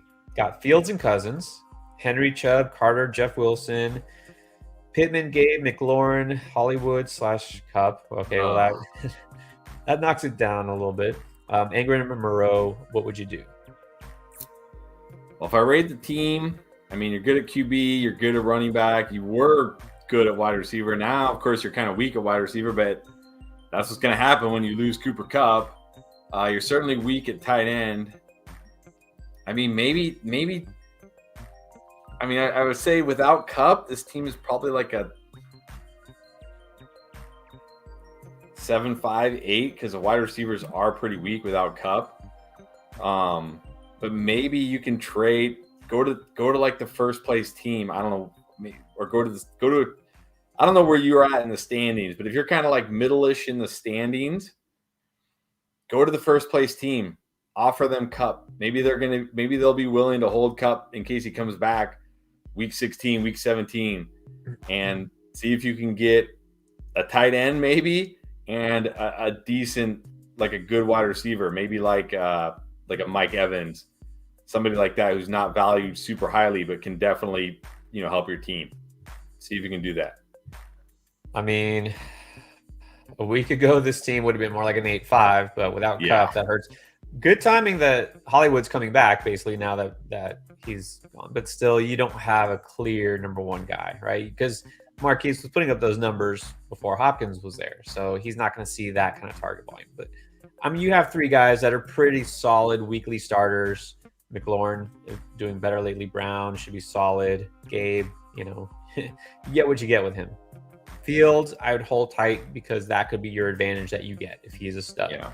And then you're good at running back. I think you're fine. So exactly. You can get an advantage, maybe a tight end sometime. I don't know why everyone's like trying to trade away Mark Andrews because he missed a week. You don't know. I mean, try that or buy low on a Schultz or something. All right, Julio Espinoza, flex, Sun God, Pierce, Tony. You can only pick one of those?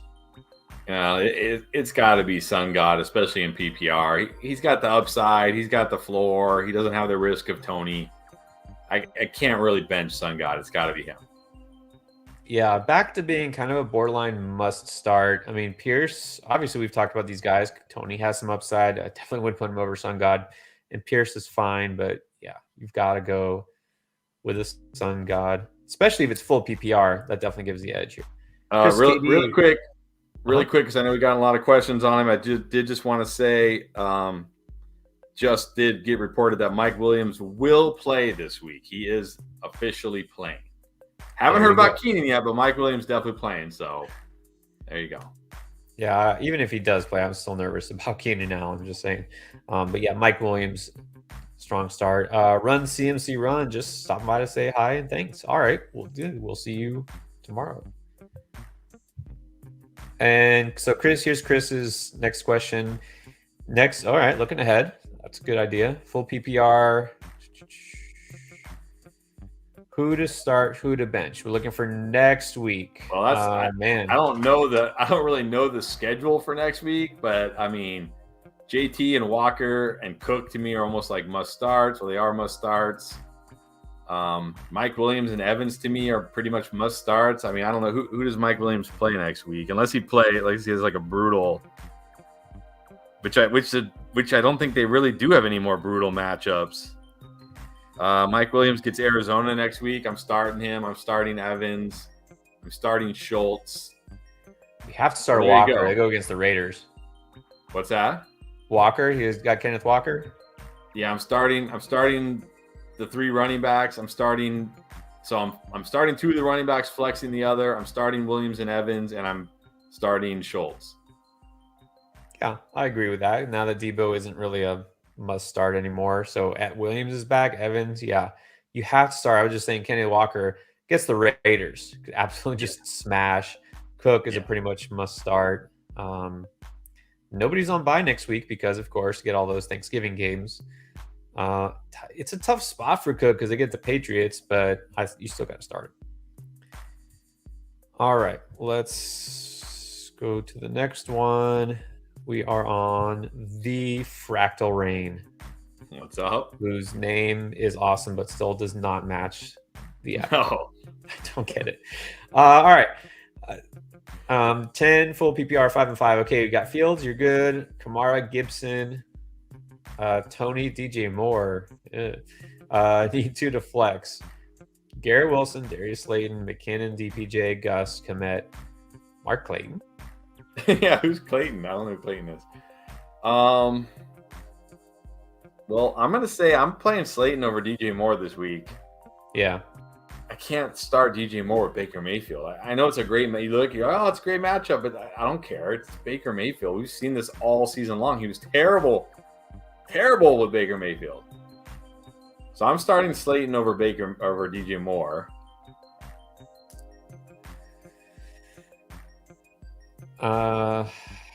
Yeah, so Slayton, and then we need another flex. So you got Garrett Wilson. You can't start McKinnon. I wouldn't start Gus. I might flex Komet. Yeah, I think he needs 2 flexes. I might go Komet and Garrett Wilson. Yeah. That's where I'm going. And look, don't take this the wrong way, but if you're a 10-team league, I hope you have a lot of guys on bye this week. That's all I'm saying. Yeah. 10-team league. Definitely. We're a little thin here. All right, RJ Colo traded Hawkinson and Connor for St. Brown. What do you think about that? Your tight end is Andrews. Yeah, this is a great move. Like, you're never going to start Hawkinson over Andrews. James Conner is whatever. St. Brown, yeah, great trade for you. Well done. Yeah, and then your receivers, you got CD, who's set and forget. Got Chase, but you're waiting on Keenan, risky. Godwin's your 2, or it is now Godwin's your 3, which is even better because St. Brown's your 2, and then you can put Watson in there if you need to. So good move. You traded from an area of strength at tight end and a guy you really don't need in Connor. So yeah, and that's not an overpay. I don't think that's an overpay at all. No, not at all. All right, so we're on to Kevin. Jeff Wilson for Akers and Warren. No, oh, wait, you're getting Jeff Wilson? Oh, yeah. If you're getting Jeff Wilson, definitely. Akers isn't even a handcuff at this point. Akers should be on waiver wire, honestly, and Warren's just a handcuff, so definitely take Jeff Wilson.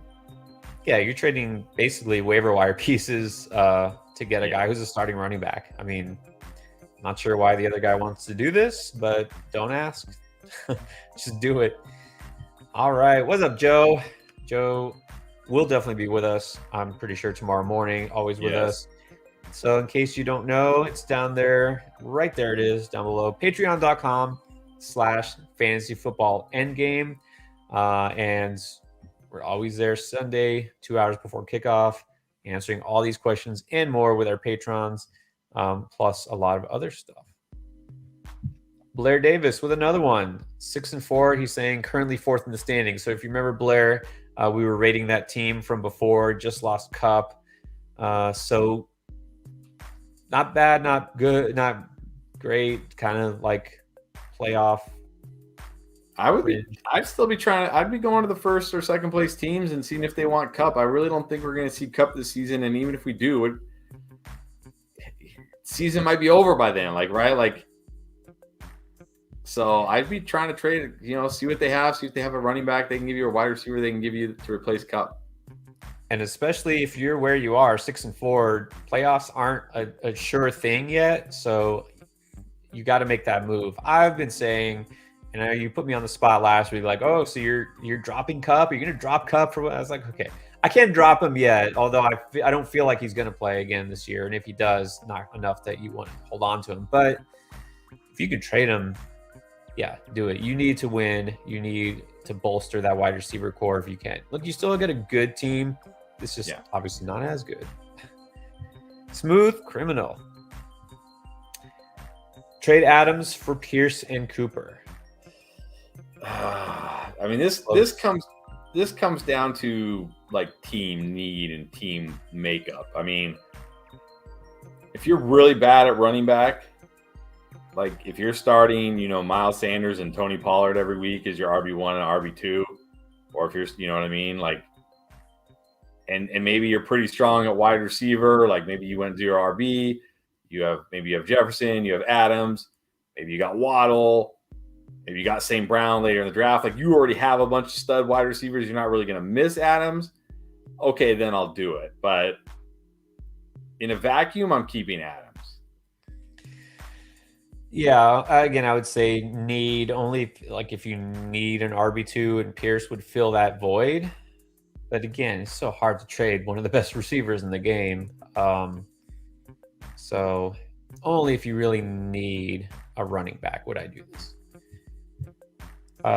Cuddy, Campbell, Rondale Moore, or Swift? I'd probably go Rondale Moore. Can't trust Swift yet. Paris Campbell's fine, but he's just fine. I'm probably gonna go Rondale Moore. Yeah, I don't feel like I can go with Swift. I mean, not when I have options. I think Rondale Moore will be fine because again, even if Hollywood does play and Hopkins is playing, pretty sure, Ertz is out. That leaves a lot of targets vacated there. I think they'll probably have to at least pass a decent amount in this game. So I don't mind Rondale Moore. Maybe not the highest ceiling, but at least you're getting something. In Swift, you don't. And then we got Vicente Herrera, new subscriber. All right, awesome. We appreciate that. Appreciate it. So let's get this one right. We got a receiver in a flex spot. Who do you play? Foreman, Pacheco, McKinnon, Devontae, MVS, and Slayton. Let's start with the receiver. Receiver, I'm going to go Devonta here. It's hard for me to bench him over those guys. Like MVS, and these are all kind of like boom bust guys. I do like Slayton this week in that matchup, but I don't think I could play him over Devonta personally. Yeah. Same thing. I do like Slayton this week, but I can't start him over a guy like Devontae. So could be wrong on that, but I'll go Devontae Smith. And then flex. Doesn't say if it's PPR, but who do you like? You going Pacheco? Yeah, I'm going to go Pacheco in the flex. Again, that matchup's so good. Touchdown upsides there. Yeah. Like one thing that maybe is nothing, but remember last week, AJ Brown did nothing because early in the game kind of tweaked his ankle and he didn't come out and necessarily miss the game, but he did say it bothered him. Well, maybe it still bothers him again this week. Maybe they do need to go to Devontae Smith a lot.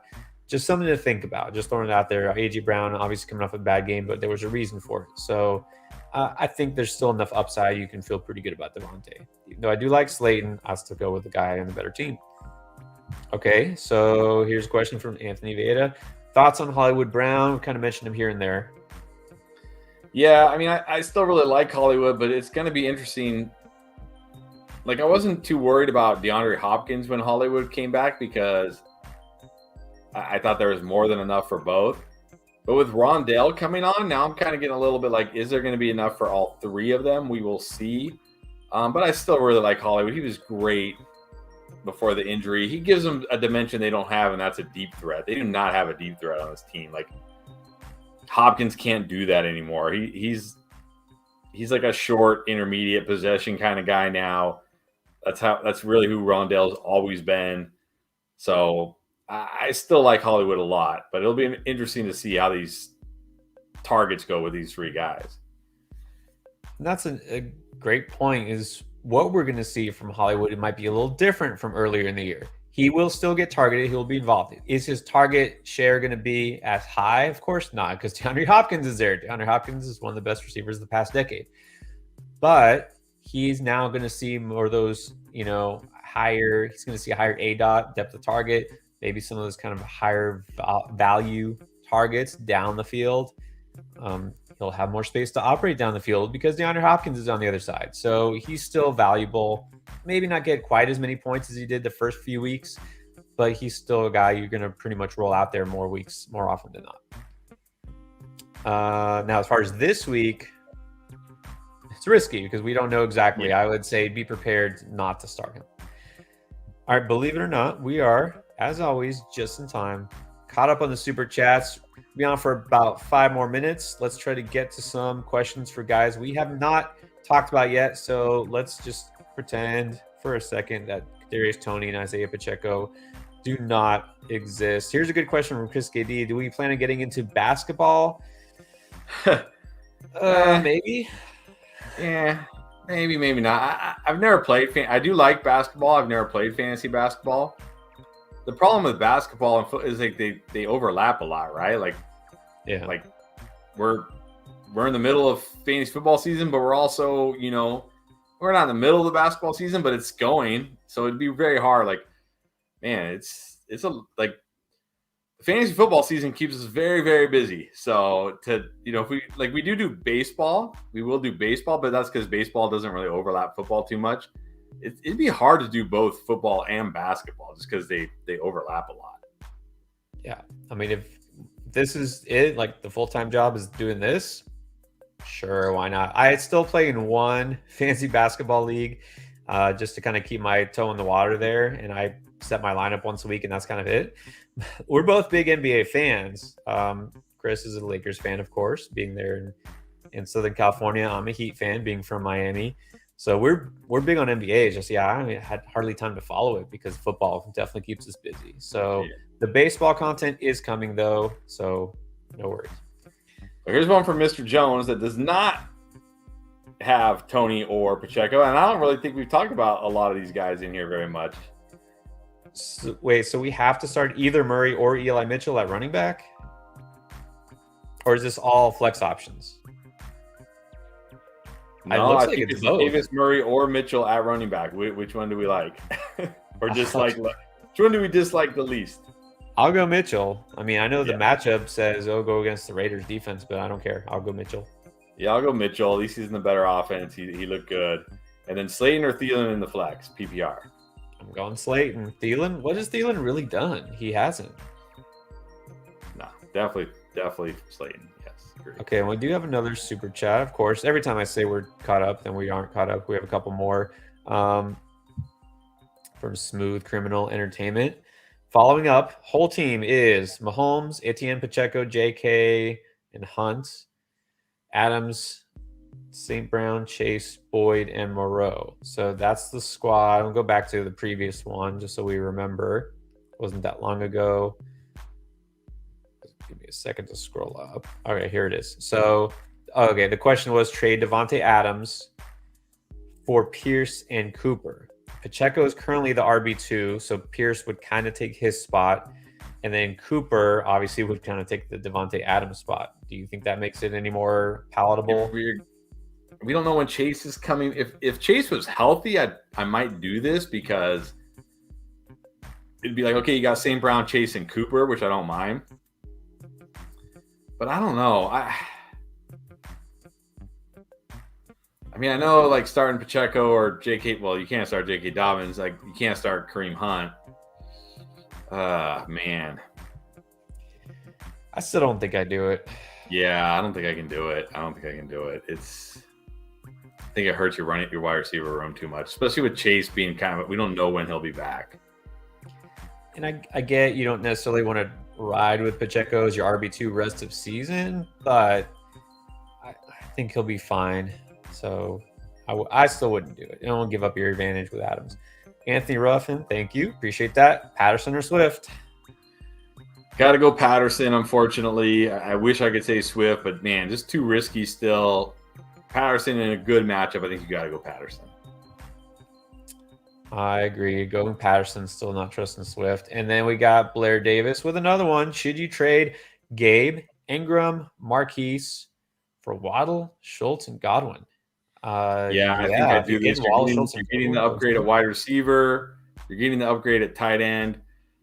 The other wide receiver, we'll see. We know Godwin has a high floor. I mean, Hollywood could be better, but still, I think the upgrade at the other two spots is worth it. I'm taking the Waddle Schultz side. Yeah, I mean, if you're getting those last three, to me, this is a big win for you. Yeah. You're getting the best player in the deal with Waddle. You're upgrading at tight end also. Yeah, I would definitely do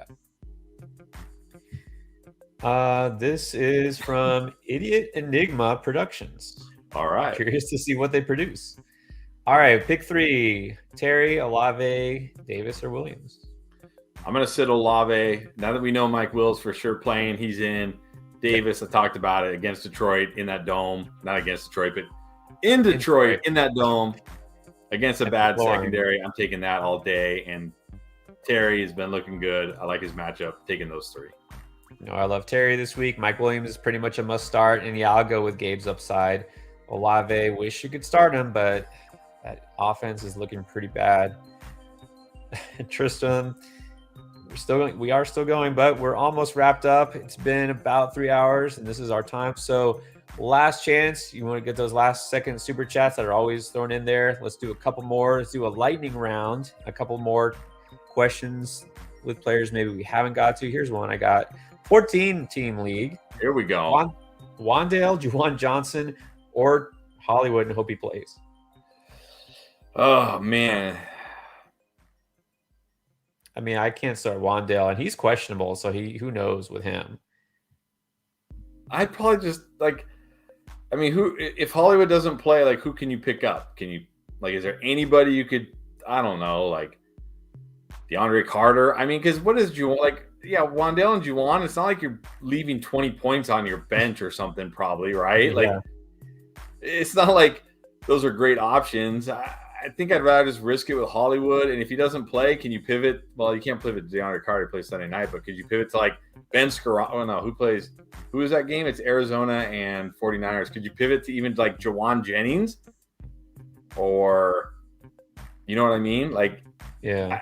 I don't know if these guys are going to necessarily score more than them. So, yeah, I would just take a chance on Hollywood. Yeah. All right, and here's another super chat. Terry, Watson, Gus, Jamal Slayton, Campbell, better flex. Well, can't be Christian Watson. It's the answer is Watson, but unfortunately he already played. So now the answer is Slayton. Yes, Slayton. Who kind of has that kind of similar could do nothing or could score 2 touchdowns on 4 catches kind of profile as well. So, and against Detroit, he could definitely do that.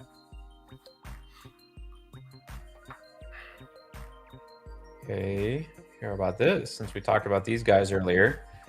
Oops, nope, that's the wrong one. It just moved on me. Brandon Cooks or Nico Collins rest of the season.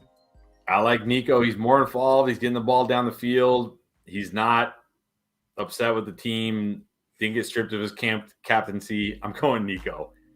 Go Nico, because look, down at this point, down the stretch, you would think versus a guy that may not be around next year, that was on the trading block and they should have traded, versus a guy who's a young second-year receiver that want to develop and see what he can do. I would think Nico should be more involved. So go with Nico. And then we got here another super chat. Zachary Martinez got Brian Robinson at RB2, Keenan and Foreman at flex, Devontae Smith and Cordero on the bench. You think that's the way to do it? No, I'm playing Devonta over Keenan. just because we don't even know if Keenan's going to play yet. He's a game time decision. It seems too risky to me.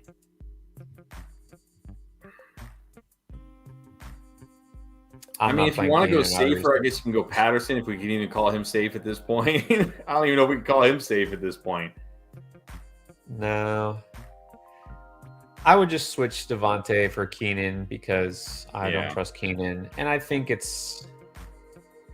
all three of those running backs are very kind of interchangeable, really. But, go with the upside of Robinson for the matchup. I don't know, Foreman or Patterson? You like Patterson better? I trust Foreman's usage more, but Patterson does have the better matchup, so it's close. It's close. Yeah, for what it's worth, I do have Foreman ranked a little higher. I would. Yeah, I mean, we know Foreman's getting like probably 20 carries. Yeah, exactly, and he's scoring touchdowns. Hard to believe. By the way, clarification there, it wasn't Christian Watson, it was Justin Watson. Okay, how could we forget about Justin Watson? But no, definitely I'm not putting Watson over those guys. Slayton. Yeah, definitely Slayton. Then George Brennan made it just in time. Worried about Devontae. Not if he plays. I mean, you got to be a little worried, not only because it's an abdominal injury, which can be bad, but also it's a brutal matchup against the Broncos. But still, if he plays, and of course, if we don't hear anything like he's going to be on a snap count, if he plays, you still got to start him. Yeah. If he plays, you play him and just hope for the best. I know he had that game where he did nothing. That was flu game. This is different. I mean, this is a ab issue, which is, again, nothing to just dismiss. But obviously, if he's cleared and he's out there, that means he should be good. So, yeah. Am I worried? Yeah, I'm a little worried. I'm not going to say I'm not, but I'm still starting him if he plays. And then Mazzella Mafia says, Kyle Pitts is killing me. Yeah, I feel that. Air yards keep him in my lineup. It shouldn't. Make a move for Njoku or another tight end. I think you have to. Yeah, I think you have to. If you have somebody on your bench that you can move for Njoku, I think you got to do it. You got to do it. That's a good guy to go after because buying low on him makes sense because he's been out. People are forgetting what he did. I think that's a smart move. You don't have to, go after a Mark Andrews or somebody like that. Although if you can do it, that would be good. And then Julio Espinosa, another one, roster McKinnon or Eli Mitchell? I got to go Eli Mitchell. Yep. Like, if CMC goes down, Eli Mitchell is going to win leagues. He's absolutely going to win leagues. Even if Pacheco goes down, we're probably going to see McKinnon and CEH in some kind of split, barely getting used. Definitely Eli Mitchell. Yeah, definitely Eli Mitchell. So much upside. If CMC goes down, I mean, big advantage for you there. Big advantage. All right. What do you think about this? Jake Tanzi traded Higbee and AJ Brown for Godwin and Andrews. I mean, I don't hate it. Like, you're getting the tight end upgrade, you're getting the wide receiver downgrade. You're kind of going like a floor tight end to a ceiling tight end, a floor wide receiver to a ceiling wide receiver. I think it's okay based on what you needed. Maybe you're stacked at wide receiver. I don't hate it. I think it's fair. Yeah, I think it's fine. I'd slightly prefer the Godwin Andrews side, but I don't think it's lopsided or anything. All right. Anything else? We're pretty much over our time, guys. Appreciate you being on. If anything jumps out at the very last second, we always get a super chat right after I'm signing off. But yeah, Chris, anything else jump out to you, or we're good? I think we're good. I think we answered all the Kadarius Toney, Isaiah Pacheco questions we could possibly handle for an entire season in one night. So I think we're good. Yeah, I think so. Yeah, let's hope those guys go off. I mean, they definitely could. Yes. No promises. All right. So once again, thank you all for joining us at any point. So a couple of reminders. We'll be doing this tomorrow morning for our patrons. If you don't know what that's about, check it out. Patreon.com/fantasyfootballendgame. Link is there. And then also you can join Discord completely free and chat anytime you feel like it. Really easy to join and it's free. And of course, hit like and subscribe if you like what you have been watching. And there we go. There's our last second super chat. Knew it was coming. Mohammed Rashad. All right. PPR flex, super flex, need 4. All right. So, it's a super flex league. So we got Kenny Pickett and Matt Ryan in the mix here. What do you think? Well, I can't start those guys this week. I never can start Pickett, even in super flex. Matt Ryan in a tough matchup this week. Oh, man, but I think you got to go Pacheco and Sanders. Yeah. Although if your choices are Pickens, Jamal, I might go Matt Ryan and Jamal. I think so. Matt Ryan, at least against the Eagles, might have to throw it a lot. Yeah. Yeah. I would go Matt Ryan at the super flex. You need 4 of these guys. So the other 3 for me, definitely Pacheco. I got to go Sanders. And yeah, Jamal. I'll go Jamal Williams because we're not feeling a big Pickens game. So, and then traded Jeff Wilson for Njoku. What do you think about that? I think it'll end up good for you, but I think you probably could have gotten a little more for Jeff Wilson right now. But I think it'll end up good for you. Yeah, I think that's fine. And then Adolfo Romero Ramirez got Mike Evans and Higbee for Kelsey. Again, I think this is a very fair deal. But if you have good wide receivers already and you don't really need Mike Evans and you're getting a massive tight end upgrade, I think it's good. Yeah, I think that's fine. Evans, still a really solid low-end wide receiver 1, but you're getting pretty much the number 1 tight end. I think that's fine. Brian, pick 3. Cook, Kamara, Patterson, Pollard, Pacheco. I think you got to go Cook and Kamara. And then I'm going Pacheco over those other 2 for the 3rd. I think it's only right based on the way today has gone. Ends with Pacheco. Yeah, you got to go Cook and Kamara and go Pacheco. Patterson just a little. I mean, he's got great upside in this matchup, but Pacheco's is higher because the matchup is better. All right. I think that does it. We are out, guys. We will see you next week. We'll also see you hopefully on Tuesday night where we talk about waivers and trade advice. But first, we'll see you tomorrow night, Sunday night. We always do our kind of weekly wrap up, instant reaction on what just went down, injury updates, and you to post some early W's or just kind of cry and lament about all the L's that we might have taken. It happens, right? That's fantasy football is pain sometimes. Yeah. All right. Thanks for watching. We'll see you soon. All right.